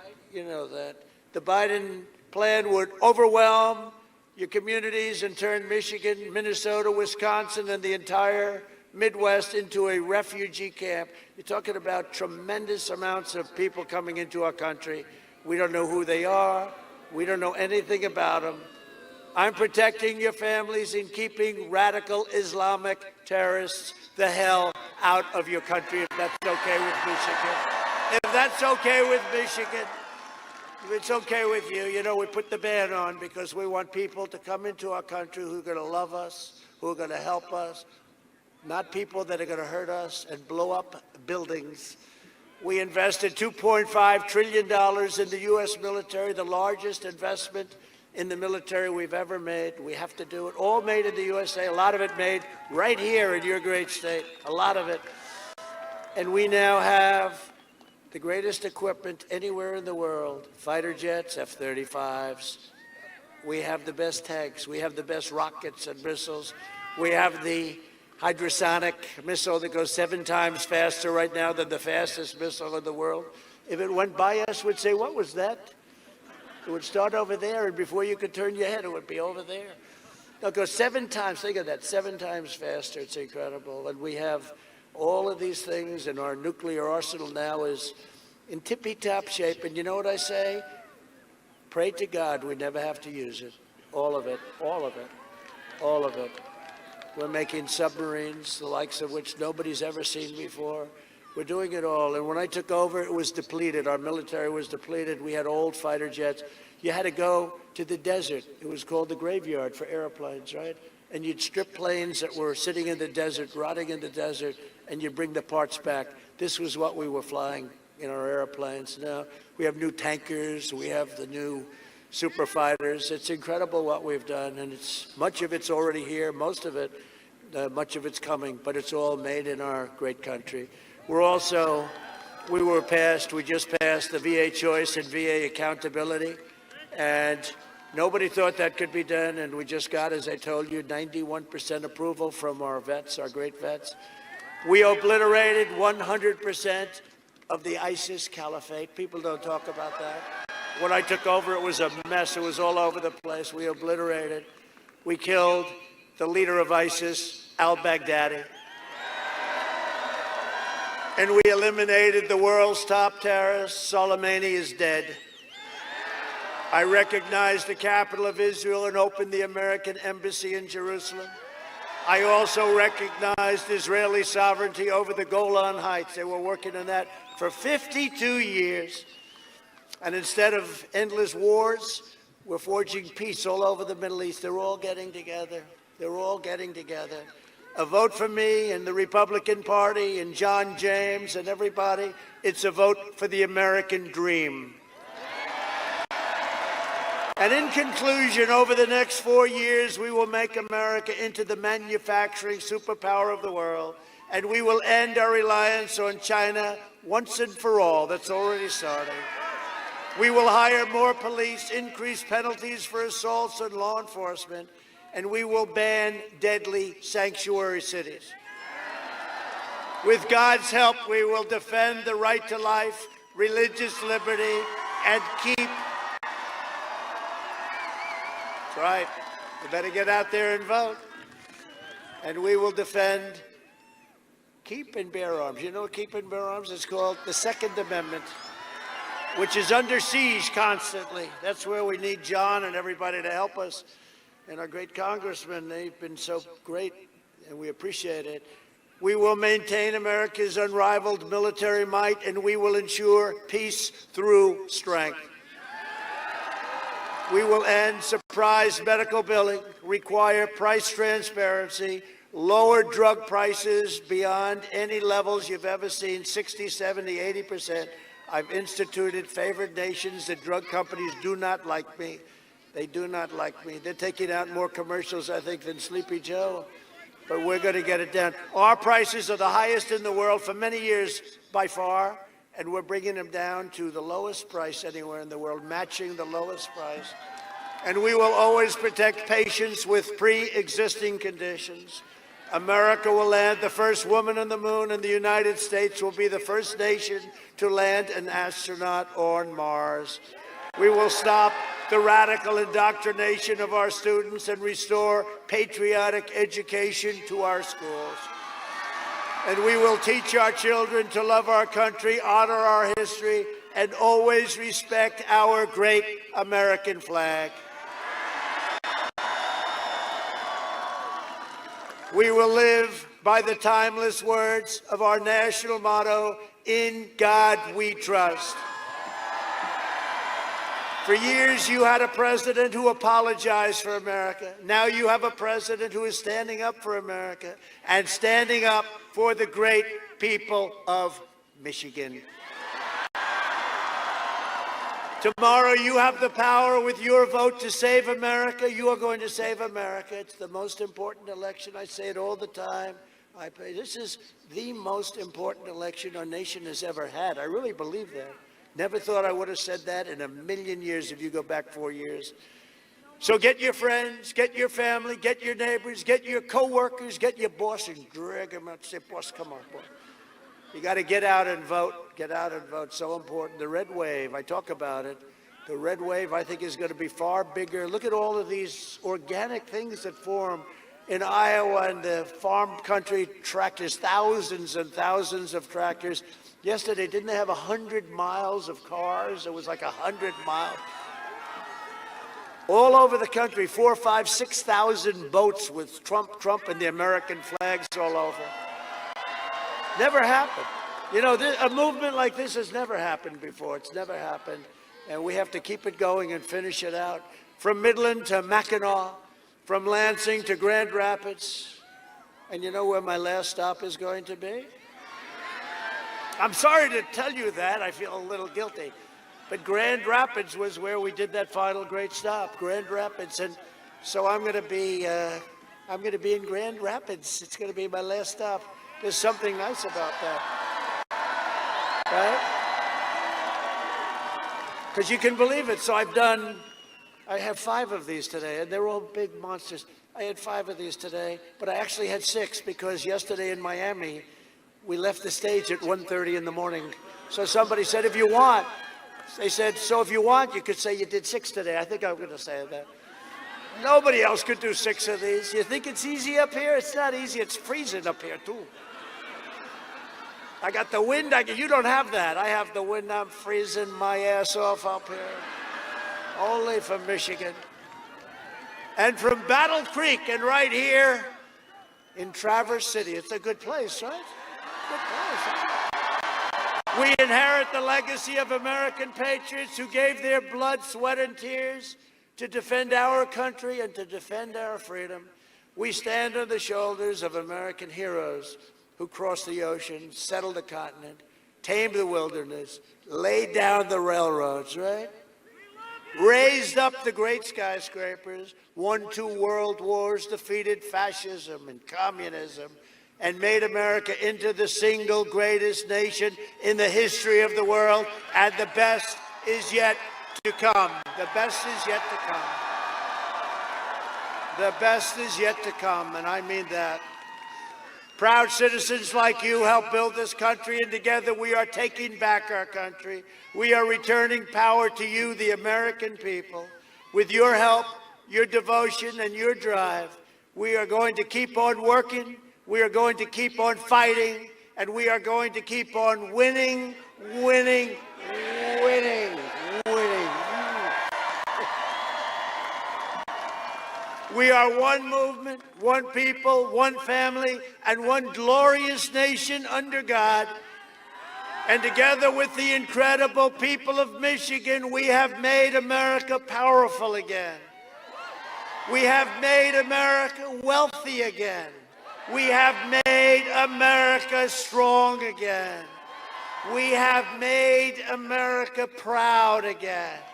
We have made America safe again. And we will make America great again. Thank you, Michigan. Go out and vote. Thank you very much. Well, there you have it. Inspiring words from our president as he wraps it up here in Traverse City. Of course, he mentioned he is heading down to Grand Rapids, where in 2016, that was his final stop there as well. Observations, comments, Adrian, of what we just saw? Absolutely. I appreciated the promises made by our president to keep patriotism in our schools, as I've had a lot of experience with anti-American sentiments being taught in my university and indoctrination being taught at our universities. So I really resonated with his promises to keep religion, religious freedom, and freedom of speech and patriotic values being taught in our schools. He talked a lot about drain the swamp. That seems to be a very popular chant around here, is drain the swamp. And he promises that 4 more years of a Trump administration, there's a lot he can do in regards to draining the swamp. Absolutely, and you know what? The swamp is present on both sides, and that's why he has a lot of haters. And yet, Trump is an ethical man, and he stands by morals, and that's why he's going to take those politicians who stand against American values and who are doing a lot of harm to this country. Absolutely. And in terms of opening up the state, he mentioned several times to the Michigan's governors, open up the state here, and we've traveled around the state now 4 times in the last week or so. There's a lot of things that are closed in the state. There's a lot of, he talked about opening up the schools and how important it was to get the kids back into school, get people back in church. And that is a message that he wants to set perfectly clear here tonight, that a Joe Biden administration would shut it all down. Hey, we want to thank to our partner tonight as well, because without our partner, it is quite honestly really difficult to do what we do. And of course, you, the viewer, as well. We appreciate all that. But let's talk a quick shout out on our partner tonight. Yes, with only days into the election, now is the time to prepare, and My Patriot Supply is back with a great offer for today only. Save $30 on their most popular one-week food kit. It comes with super cool ammo can and contains breakfast, lunches, and dinners that last up to 25 years. But you can only get it when you go to the special site, prepare2020.com. Think about it. When emergency strikes, what's your first impulse? Run to the grocery store? But in today's volatile world, you'll likely find chaos and empty shelves. Storing food in your home is a great way to protect your family in case of natural disasters or civil unrest, which we have seen too much of lately. If 2020 has taught us anything, it's this. Don't get caught unprepared. Make a plan today. Go to prepare2020.com and support this great sponsor who's bringing you today's rally. Prepare2020.com. Prepare2020.com. Again, that's prepare2020.com. Thank you to our partner. Yes, thank you so much. And as you can see, everyone filing out of here, the president has said exactly what we need to do right now. And of course, that is to get out and vote. We've had a long campaign season for this 2020 election. And at this point, there's only one thing for you to do at home right now, and that is tomorrow, be at the polls. If you have not voted, go do it. The fight is now in your hands. Democracy is now in your hands, and our freedom and liberty now is involved with our voters. Absolutely. This voting for this election is not, a love letter to the president. It is a chess move for the way you want to see this country being run. This is deciding whether America will still remain America for the next 4 years and for decades to come. if you vote for the opposition, if you vote for these Democratic candidates, you are essentially voting for Kamala Harris to be president and for her to be running this country with radical socialist communist ideals that will destroy America, American ideals, and the American way of living. Absolutely. All right. That sums it up here in Northern Michigan. I am Brian Glenn. She is Adrian Ferguson. Thank you so much for watching us. We'll send her back to the studio.